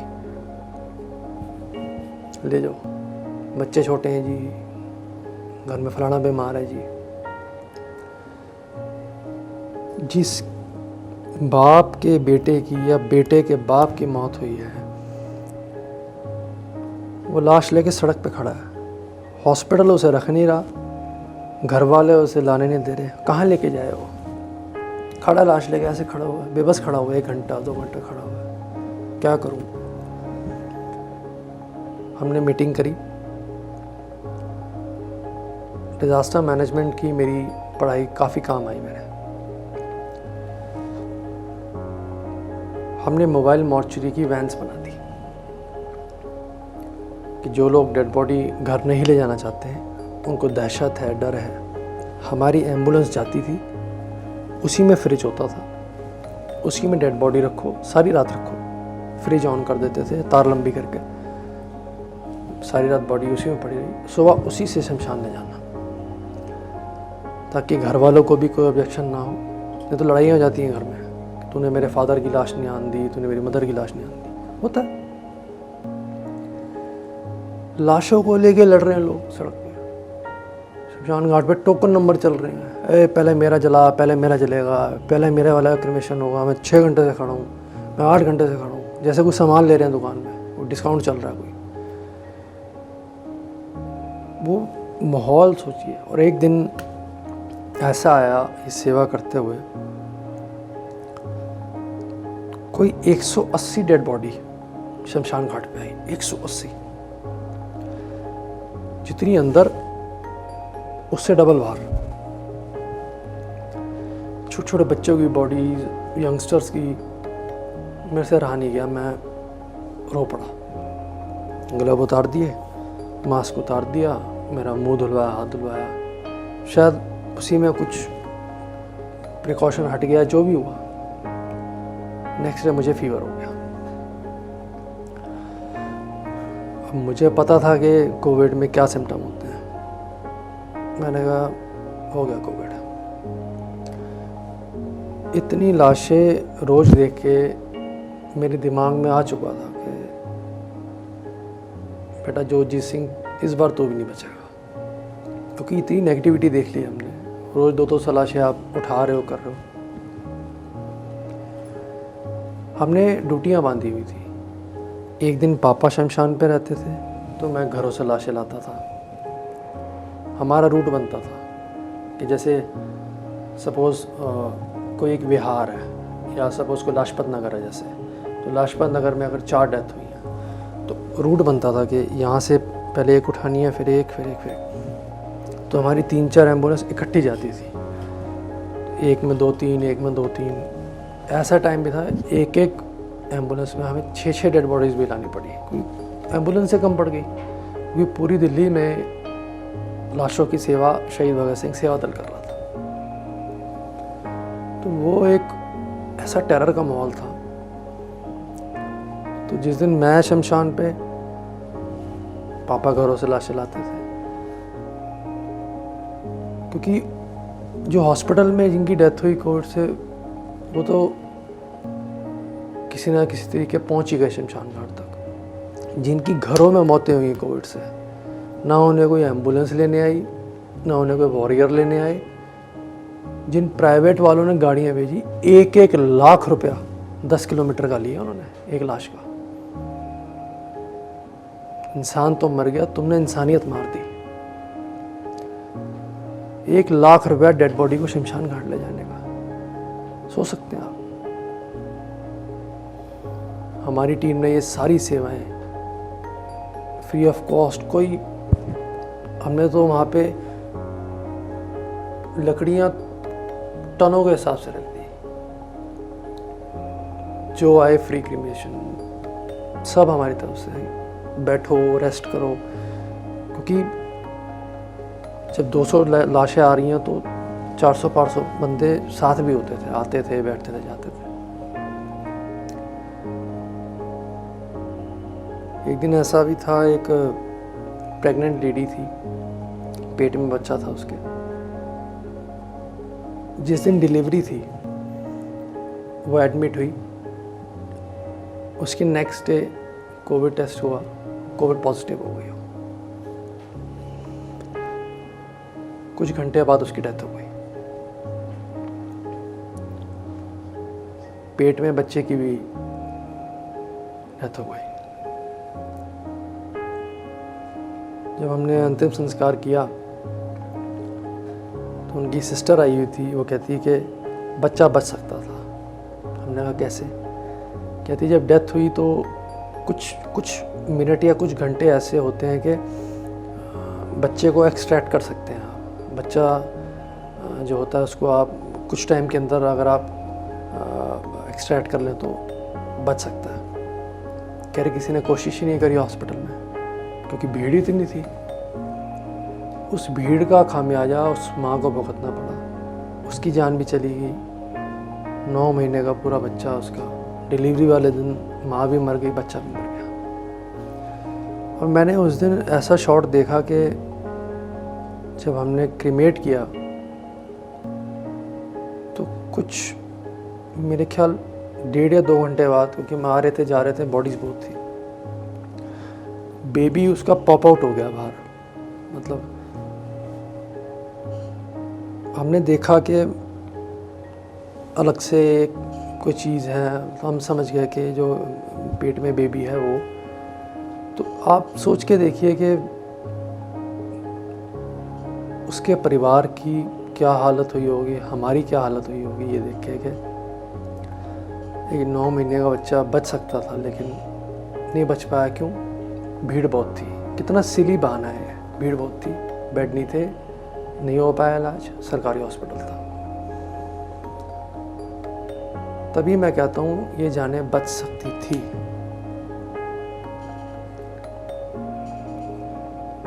सारी ज़िंदगी अफसोस रहेगा हमें जो हमने देखा, लेकिन परमात्मा ने हमें ये सेवा बख्शी। मुझे कोविड हो गया, सबके टेस्ट हुए, सबको दोबारा से कोविड हो गया। पापा का नेगेटिव था। वो मोमेंट सोचिए, जवान लोग मर रहे हैं। हमें भी पता था कि, मुझे तो लग गया था कि नंबर लग गया है, लेकिन एक जगह एक सेटिस्फैक्शन थी कि यार छोटी सी उम्र से बड़ा कुछ कर लिया जीवन में। मैंने कोई बड़ा बिजनेस या बड़ी कंपनी तो नहीं बनाई, लेकिन मैंने इतना आशीर्वाद कमा लिया लोगों का, इतनी दुआएं कमा ली हैं कि कल को मुझे कुछ भी हो जाता है तो परमात्मा के आगे जाऊंगा तो सिर उठा के कह सकता हूँ हाँ कुछ सेवा तो करके आया।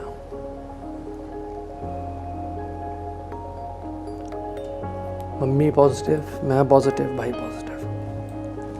पापा को फ़ोन किया, बड़ा दिल टूटा मेरा। मैंने कहा पापा पॉजिटिव हो, तो पापा रो पड़े, यार ये क्या हो गया जोत। तो घबरा गए वो, क्योंकि वहाँ 150-200 लाशें पड़ी हैं और बेटा पॉजिटिव और मम्मी और, तो वो टाइम तो पापा जो इस फील्ड के मतलब सेवा के अंदर, तो उनका नाम ही सेवा का पर्यायवाची है। पद्मश्री जितेंद्र सिंह शंटी अगर कोई नाम लेता है, उसका मतलब है कि आप एक ऐसे सेवादार का नाम ले रहे हो जो सेवा शायद कोई कर नहीं सकता। वो मुझसे पूछ रहे हैं बेटे से अपने, क्या करूं। मतलब मेरे फादर मुझे डायरेक्शन देते हैं, लोगों को डायरेक्शन देते हैं। उन्होंने एक समाज में एग्जाम्पल सेट किया है लाशों की सेवा करने का। पर उस दिन मैंने फील किया वो डायरेक्शन लेस थे। उन्हें पचक्के रह गए कि अब क्या करूं, परिवार देखूं या ये लाशें देखूं। मैंने, मम्मी ने, भाई ने सलाह की, स्पीकर पे फ़ोन डाला। मैंने कहा पापा वीडियो कॉल करो। वीडियो कॉल हुई। मैंने कहा हाथ जोड़ के विनती है, हमें जो होगा होगा, आप 15 दिन घर मत आना।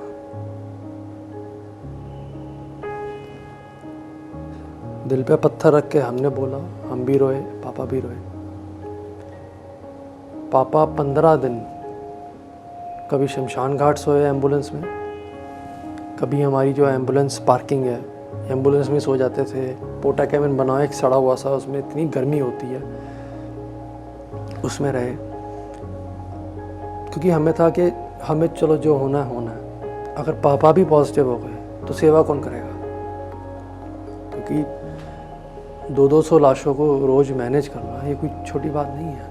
जो काम प्रशासन नहीं कर पा रहा, आप खुद सोचिए कैसे कर पाते अगर पापा भी पॉजिटिव हो जाते।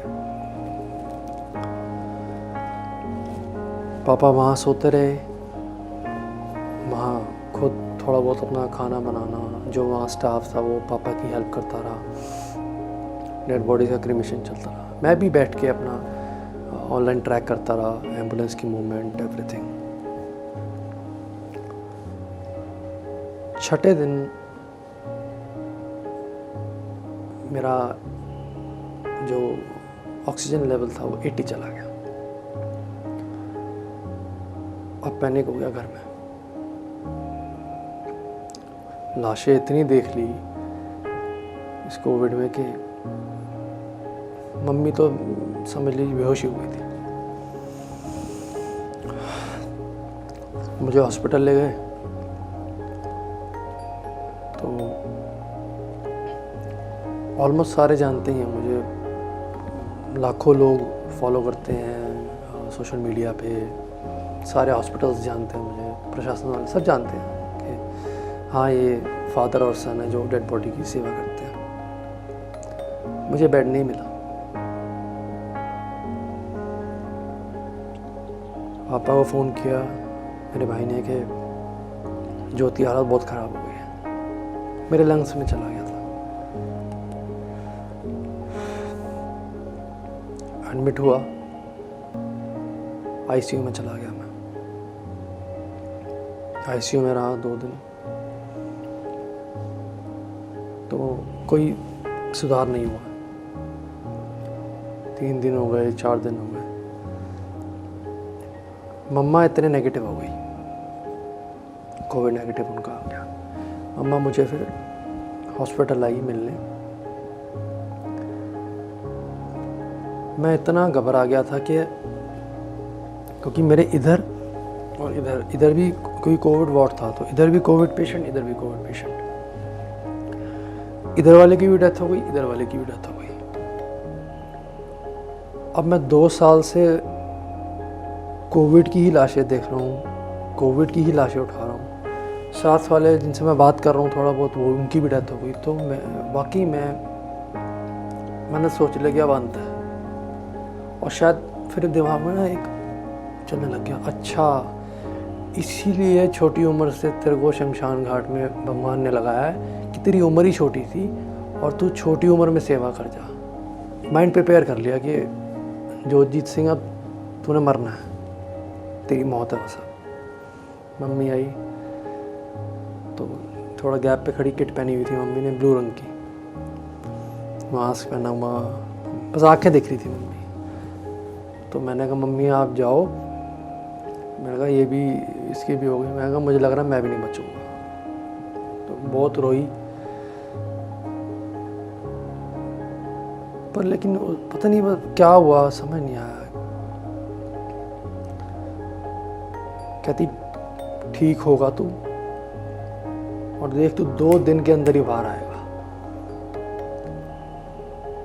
कह रहे तुझे पता नहीं क्या लग रहा है, लेकिन लाखों लोग हैं जिनको तेरी ज़रूरत है।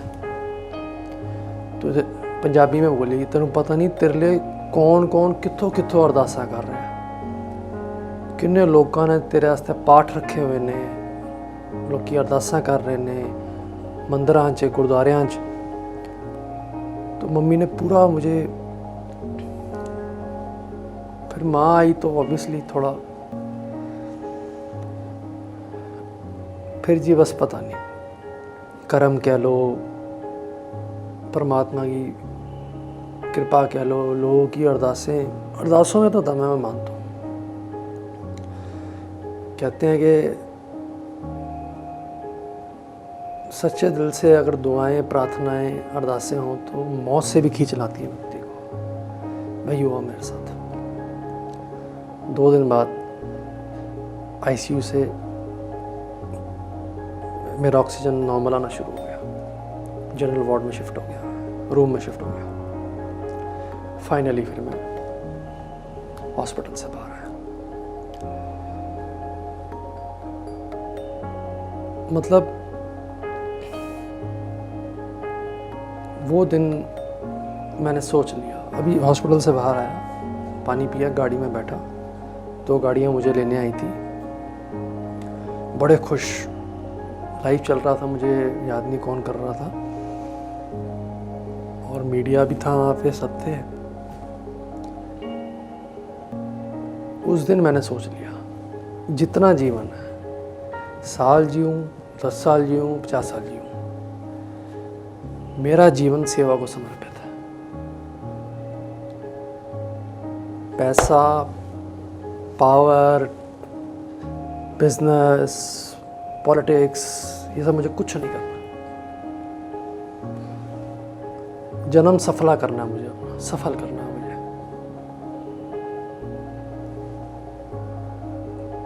बिल्कुल लाइफ की डायरेक्शन मेरी उस दिन सेट हो गई कि जोतजीत सिंह, अगर तेरे को 2 बार परमात्मा ने बचाया, इसका मतलब वो चाहता है कि तू जिए, वो चाहता है कि तू सेवा करे।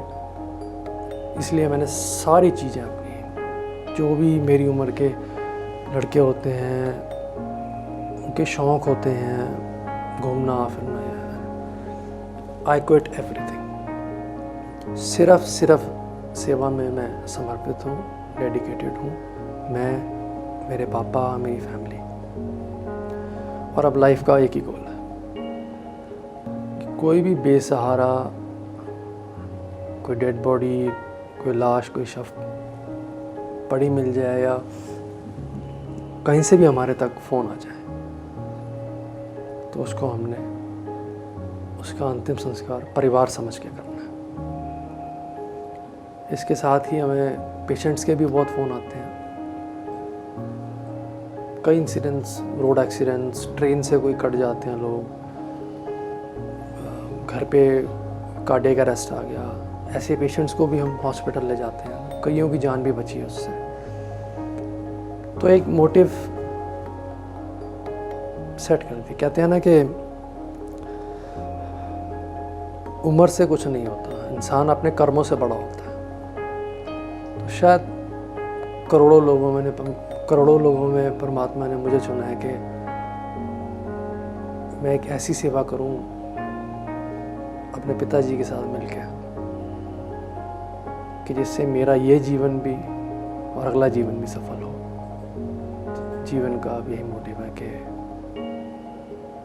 जिस नाम से मैं जाना जाता हूँ, कि मुझे कई भी लोग मिल जाते हैं, पहले जो गालियाँ देते थे अब वो लोग तालियां बजाते हैं, इतना फ़र्क है।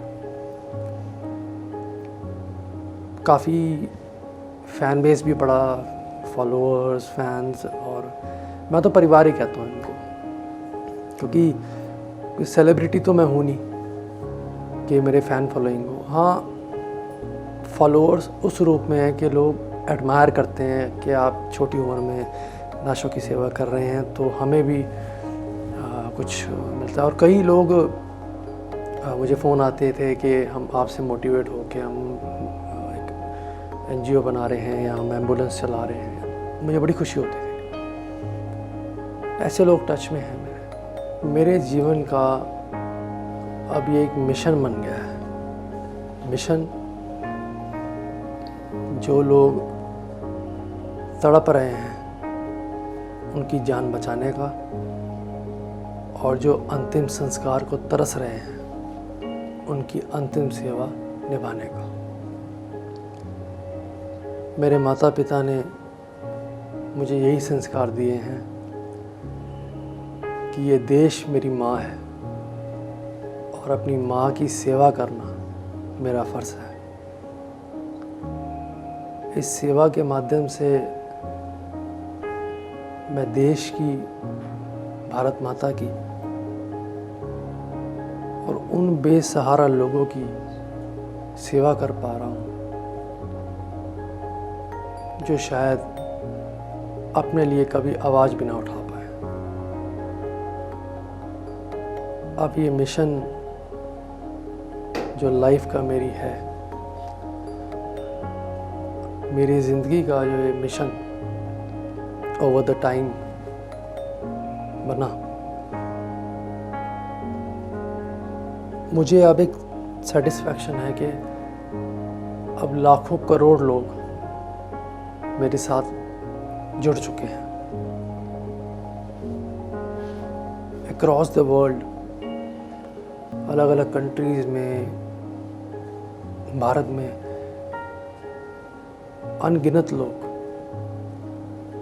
हमें प्यार करते हैं, सपोर्ट करते हैं, आशीर्वाद देते हैं। हर दुख सुख की घड़ी में हमारे लिए एक आवाज़ पर खड़े रहते हैं। यही प्यार है, यही आशीर्वाद है जो हमने सेवा से कमाया है। शहीद आज़म भगत सिंह जी ने देश के लिए इतनी छोटी उम्र में अपनी जान न्यौछावर की, अपनी शहादत दी। उनके ही पचिन्हों पर चलते हुए मैं ये कहना चाहूँगा कि सेवा अगर प्रेम से की जाए तो खास बनती है, लेकिन सेवा अगर देश प्रेम से की जाए तो इतिहास बनती है। कोविड काल के अंदर शहीद भगत सिंह सेवा दल ने एक इतिहास कायम किया, मानवता की, देश की, भारत माता की सेवा का। इसी के फलस्वरूप माननीय राष्ट्रपति जी ने मेरे फादर साहब जितेंद्र सिंह शंटी जी को पद्मश्री से सम्मानित किया। मुझे फ्रांस की यूनिवर्सिटी ने डॉक्टरेट की उपाधि दी। रिसेंटली हिंदुस्तान टाइम्स ने मुझे 30 अंडर 30 में सोशल वेलफेयर कैटेगरी में अवार्ड दिया। और ऐसे हज़ारों अवार्ड्स हैं जो अब हमें हमारी सेवाओं को देखते हुए मिल रहे हैं। अब हमें सरकारें स्टेट्स की डिफरेंट बुलाती हैं कि हमारे स्टेट में भी आप डेड बॉडीज़ के लिए सेवा शुरू करो। NRIs अलग अलग कंट्री से जो भारत के लोग, जो भारतवासी विदेशों में बसे हैं, Canada, England, America, New Zealand, Australia, वो हज़ारों की तादाद में जुड़ गए हैं और जुड़ रहे हैं। वो यही कहते हैं कि वो भी इस पुण्य काम में, इस सेवा में सहयोग देना चाहते हैं, इसका एक हिस्सा बनना चाहते हैं। सेवा मेरे बचपन से शुरू हुई। कोविड में अपने एक्सट्रीम पीक पर पहुंची। मैं बचकर वापस आया। जैसा कहा मैंने कि अब जीवन सेवा को समर्पित है। हमने कई चीज़ें सेवा में ऐड कर दी हैं। सेवाओं को मैंने इनोवेशन से जोड़ दिया है। मैं देखता था कि एम्बुलेंस जब जाती थी तो सुबह और शाम खासकर पीक आवर होते हैं, ट्रैफिक जाम, एम्बुलेंस फंस जाती थी। कितनी बार पेशेंट हमारी एम्बुलेंस में ही मर गए। मैंने एक प्रोजेक्ट डेवलप किया एम्बुलेंस पायलट का। अब कभी भी हमें फ़ोन आता है, कोई इमरजेंसी केस, ऑर्गन ट्रांसप्लांट का केस, या कोई ऐसा केस जिसे बहुत अर्जेंटली शिफ्ट करना है, कोई डिज़ास्टर हो जाए, तो हमारी एम्बुलेंस पायलट्स, हमारी जो व्हीकल्स हैं, वो एम्बुलेंसेस को, एमरजेंसी व्हीकल्स को एस्कॉर्ट करती हैं, पायलट करती हैं ग्रीन कॉरिडोर बना के। जो रास्ता 1 घंटे में कवर होता है वो 20 से 25 मिनट में कवर कराती हैं। जो रास्ता 10 मिनट में कवर होता है उसे 3 से 4 मिनट में कवर कराती हैं। किसी को ब्लड चाहिए तो ब्लड के लिए ग्रीन कॉरिडोर बनाना, ऑर्गन्स के लिए किसी को ज़रूरत पड़ गई, उसका ट्रांसप्लांट है, क्योंकि ये टाइम बाउंड चीज़ें हैं। किसी की जान बचाना, ब्लड देना, ऑर्गन ट्रांसप्लांट। तो हमारा एक एम्बुलेंस पायलट प्रोजेक्ट मैंने लॉन्च किया, बहुत सक्सेसफुली वो चल रहा है। सेकंड मैंने इसमें जो ऐड किया है वो है लेडी पिंक एम्बुलेंस। लेडीज़ को हम एम्बुलेंस भेजते थे, घर में अकेली लेडी हैं, हस्बैंड काम पे गए हैं, घर में कोई है नहीं, तो एक कंफर्टेबल माहौल नहीं बन पाता कि ड्राइवर, चूँकि जेंट्स हैं, मेल हैं, लेडी को शिफ्ट कर रहे हैं, अगर वो प्रेग्नेंट हैं या कोई उनको प्रॉब्लम है, कोई फ्रैक्चर है, तो कोई इनअप्रोप्रिएट टच ना हो। हमने एम्बुलेंस ही पिंक एम्बुलेंस बना दी। ड्राइवर भी लेडी, अटेंडेंट भी लेडी, डॉक्टर भी lady, lady to lady touch, ताकि कंफर्ट और सिक्योर महसूस करें लेडीज़ जब उन्हें हम हमारी पिंक एम्बुलेंस में ट्रांसपोर्ट करें। तीसरा इनोवेटिव प्रोजेक्ट हमने लॉन्च किया, जो मैंने बताया, वो कोविड में हमने किया। मॉर्चरी बॉक्सेस कि डेड बॉडी अगर मॉर्चरी में नहीं रख पा रहे तो मॉर्चरी को आपके यहाँ तक हम पहुँचाते हैं रेफ्रिजरेटर्स के रूप में, जिसमें short term dead body preserve रहती है। इसके अलावा ऐसी फ्यूनरल वैन्स बना दी हैं हमने जिसमें सारी रात डेड बॉडी रहे, ख़राब नहीं होती, प्रिजर्व रहती है। ये कुछ इनोवेटिव प्रोजेक्ट्स हैं जो हमने ऐड किए हैं एग्जिस्टिंग जो हमारी सर्विसेज हैं उनमें। मेरी उम्र के जवान लड़के MBA करके, इंजीनियरिंग करके कमाते हैं, लाखों करोड़ों कमाते हैं पैसे, सेलिब्रिटीज़ बन जाते हैं, स्टार्स बन जाते हैं। उनका अपना इंटरेस्ट है, वो अपने लिए कुछ करना चाहते हैं, पर मैं देश के लिए कुछ करना चाहता हूँ। और मुझे लगा डिज़ास्टर मैनेजमेंट एक ऐसा जरिया है जिससे मैं सीधा लोगों की लाइफ को इम्पैक्ट कर सकता हूँ, उनके जीवन में बदलाव ला सकता हूँ। शुरुआत बचपन से फादर ने कराई, मदर ने कराई, करते करते डिज़ास्टर मैनेजमेंट की पढ़ाई कर ली। आज वो पढ़ाई मेरे बहुत काम आ रही है। आने वाले समय में भी कई ऐसे प्रोजेक्ट्स हैं जो पाइपलाइन में हैं और वो बहुत जल्द हम लॉन्च करेंगे, फील्ड पे आएंगे, एक माइलस्टोन साबित होंगे वो, ना सिर्फ लोगों की जान बचाने में बल्कि डेड बॉडीज़ को भी उनका जो लास्ट राइट है, उनका जो अधिकार है, अंतिम अधिकार, वो दिलाने में। बहुत छोटी उम्र में बहुत ज़्यादा एक्सपोजर मुझे मिल गया। बहुत छोटी उम्र से, सिर्फ 28 साल का मैं हूँ और छोटी सी उम्र से अब तक बहुत कुछ देख लिया मैंने, क्योंकि पापा ने ऐसी फील्ड में मुझे डाला अपने साथ, लाशों की सेवा में, जो अपने आप में एक बहुत ही एक्सक्लूसिव सेवा है, हर कोई नहीं कर पाता। विजन, मिशन साफ है। जिनके लिए कोई खड़ा ना हो, उनके लिए परिवार बनके हम खड़े हों। शुरुआत में और अब में एक बहुत बड़ा फ़र्क आ गया है। पहले मैं अकेला पापा के साथ एम्बुलेंस और डेड बॉडी इनकी सेवा कर रहा था। अब लाखों करोड़ों लोग मेरे साथ जुड़ गए हैं, सोशल मीडिया के माध्यम से, फिज़िकली भी, वॉलंटियर्स, हमारी टीम्स, देश में रह रहे लोग, विदेशों में रह रहे लोग, ऑलमोस्ट हर कंट्री में आज लोग जो हैं वो हमें फॉलो करते हैं और हमें सपोर्ट भी करते हैं हमारे इस सेवा के कॉज के लिए।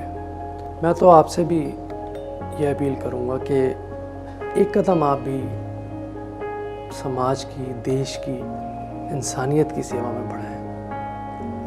हमने रिसेंटली एक प्रोजेक्ट भी शुरू किया, स्पॉन्सर क्रीमेशन। लोग बड़े बड़े इवेंट्स स्पॉन्सर करते थे। मैं अक्सर दिल्ली में देखता था, 1-1 करोड़ लगा के इवेंट कर रहे हैं और शादी, बर्थडे पार्टीज। पर लोग अब हमारे साथ ऐसे जुड़ रहे हैं जो क्रीमेशंस को स्पॉन्सर कर रहे हैं। वो कहते हैं कि हमें हर महीने जैसे 60-70 डेड बॉडीज़ मिलती हैं जो अनक्लेम्ड होती हैं, लवारिस हैं या फिर गरीब हैं, तो लोग कहते हैं कि हम 2 डेड बॉडीज़ का, 4 डेड बॉडीज़ का हर महीने हम स्पॉन्सर करेंगे क्रीमेशन। तो उन्होंने एक बहुत बूस्ट दिया हमको। हमें लगता है कि हाँ, हम अकेले नहीं हैं। ये लाखों करोड़ों लोग जो हमारे साथ सोशल मीडिया से जुड़े हैं, ये परिवार बन चुके हैं हमारा। पूरा डट के हमारा ये लोग साथ देते हैं। और मैं तो आपसे भी ये अपील करना चाहूँगा कि आप भी शहीद भगत सिंह सेवा दल के साथ जुड़ें। और क्यों ना, अपने लिए तो सभी करते हैं, हम इंसानियत के लिए और देश के लिए कुछ करके जाएं। लाशों की सेवा के साथ साथ हम डिज़ास्टर प्रिपेयर्डनेस पे भी अब वर्क कर रहे हैं। लोगों को फ्री ऑफ कॉस्ट ट्रेनिंग देना कि डिज़ास्टर से पहले, डिज़ास्टर के दौरान और डिज़ास्टर के बाद आपको कैसे लाइफ सेव करनी है अपने बच्चों की। शायद ये बहुत बड़ा माध्यम है शहीद भगत सिंह सेवा दल, जिसके थ्रू मैं अपनी पढ़ाई के थ्रू लोगों की सेवा कर पा रहा हूँ। और मेरा एक विज़न है कि to prepare a disaster preparedness culture. इस देश को इतना मजबूत कर दिया जाए कि डिज़ास्टर कोई भी आए, हम गिरें, अच्छे लोग गिरते हैं, लेकिन असल जीत वही है कि हम गिर के उठें और हम इतने सशक्त हों, इतना कम्युनिटी रेजिलियंस हो हमारी कम्युनिटीज़ के अंदर कि किसी भी झटके को, डिज़ास्टर को वो झेले भी और उससे उभर के भी आए और संवर के भी आए। एक आदमी जिससे ये काफिला शुरू हुआ था, आज लाखों करोड़ लोग हमारे साथ जुड़ चुके हैं। और मैं चाहूँगा कि क्यों ना इंटरनेशनल लेवल पे एक हमारा कम्यून बने, लोगों के लास्ट राइट्स में, अंतिम सेवा में हम उनकी मदद करें। एक बहुत नायाब और एक बहुत ही अच्छा कंसेप्ट है ये, हेल्पलेस लोगों की, बेसहारा लोगों की सेवा करने का। अंत में वो लाखों करोड़ लोग जो मेरा परिवार है, जिन्हें मैं सोशल मीडिया के माध्यम से जानता हूँ, वो मुझे फॉलो करते हैं, जिनसे मैं मिलता हूँ फिज़िकली, वो लोग, मैं सबको बहुत बहुत धन्यवाद देना चाहता हूँ कि आप लोगों ने हमारी सेवाओं को एक्नॉलेज किया। एक छोटे से इलाके में रह रहे दिल्ली में जोतजीत सिंह को आपने कोरोना वॉरियर जोतजीत सिंह बना दिया। पहले हम कहीं जाते थे तो जो मैंने बताया क्या क्या होता था हमारे साथ, पर आज की डेट में बहुत बड़ा बदलाव आया है। आज हम कहीं जाते हैं, लोग हमें वेलकम करते हैं, अप्रिशिएट करते हैं, अवार्ड्स देते हैं, लोग सेल्फियां करवाते हैं, हमारे ऊपर डॉक्यूमेंट्रीज बनती हैं, फिल्म भी बन रही है, गाने भी बने हैं। बिल्कुल देख के ये खुशी होती है। लोग लेकिन अक्सर सक्सेस पाके चौड़ में आ जाते हैं। मेरी सक्सेस ये नहीं है कि मैं फेमस हो गया हूँ। मेरी सक्सेस तब है जब आपके मिले हुए साथ और आशीर्वाद को कंस्ट्रक्टिव वे में मैं लोगों की सेवा करके निभा पाऊँ, आप लोगों को साथ लेकर चल पाऊँ। तो आप लोग जो हैं मेरी ताकत हैं, आपसे ही मैं हूँ, आपकी दुआओं से ही मैं हूँ। और जो लोग कुछ ऐसे भी होंगे जो हमें पागल कहते हैं, अभी भी कुछ टकर जाते हैं लोग, कुछ सोशल मीडिया पे भी लिखते रहते हैं, कुछ मिल जाते हैं तो पागल हो आप, कैसे काम कर रहे हो, लाशें उठा रहे हो। उनको मैं भगत सिंह जी की एक बात कहना चाहता हूँ कि सीने पर जो जख्म है वो फूलों के गुच्छे हैं, हमें पागल ही रहने दो, हम पागल ही अच्छे हैं। जैसे मैंने कहा कि ये देश मेरी माँ है, अपनी माँ की सेवा करना मेरा फ़र्ज़ है। एक केंद्र बिंदु है सेवा का। इस मिट्टी में मिट्टी होने से पहले इस मिट्टी की सेवा कर जाऊं, बस इतना मेरा जुनून है। तो जो लोग साथ हैं मेरे, उनको भी बहुत बहुत धन्यवाद। जो लोग मुझे यहाँ तक, इस लेवल तक ले आए कि आज मुझे दुनिया जानती है इस सेवा की वजह से, उनका बहुत बहुत धन्यवाद। साथ और आशीर्वाद बनाए रखें, और ताकि ऐसे ही मैं, मेरे फादर, मेरा परिवार और शहीद भगत सिंह सेवा दल ऐसे ही बेसहारा लोगों की सेवा करता रहे। जोतजीत सिंह कुछ भी नहीं था, आज आप लोगों ने उसे एक पब्लिक फिगर बनाया। आज आप लोगों ने जोतजीत सिंह को एक उम्मीद का नाम दिया है कि हाँ, दुख के समय में है एक सरदार जो आपके काम आ सकता है। मैं आप लोगों का बहुत बहुत धन्यवाद करता हूँ और यही आशा करता हूँ कि मेरे सिर पर, अपने बच्चे के सिर पर आप ऐसा ही हाथ बनाए रखेंगे। और मेरा वादा है, जहाँ सब साथ छोड़ जाएंगे, वहाँ आधी रात को भी आप बुलाएंगे, आप हमें अपनी सेवा में खड़ा पाएंगे। तो ये था मेरा सफ़र। परमात्मा ने चाहा तो ऐसे ही सेवा आगे भी जारी रहेगी। आप सब आशीर्वाद बनाए रखिएगा। और अंत में यही कहकर मैं आपसे विदा लूँगा कि हम तो वो वृक्ष हैं, हम तो वो वृक्ष हैं जो ज़माने के काम आएंगे, और सूख भी गए कभी यारों तो जलाने के काम आएंगे। भारत माता की जय।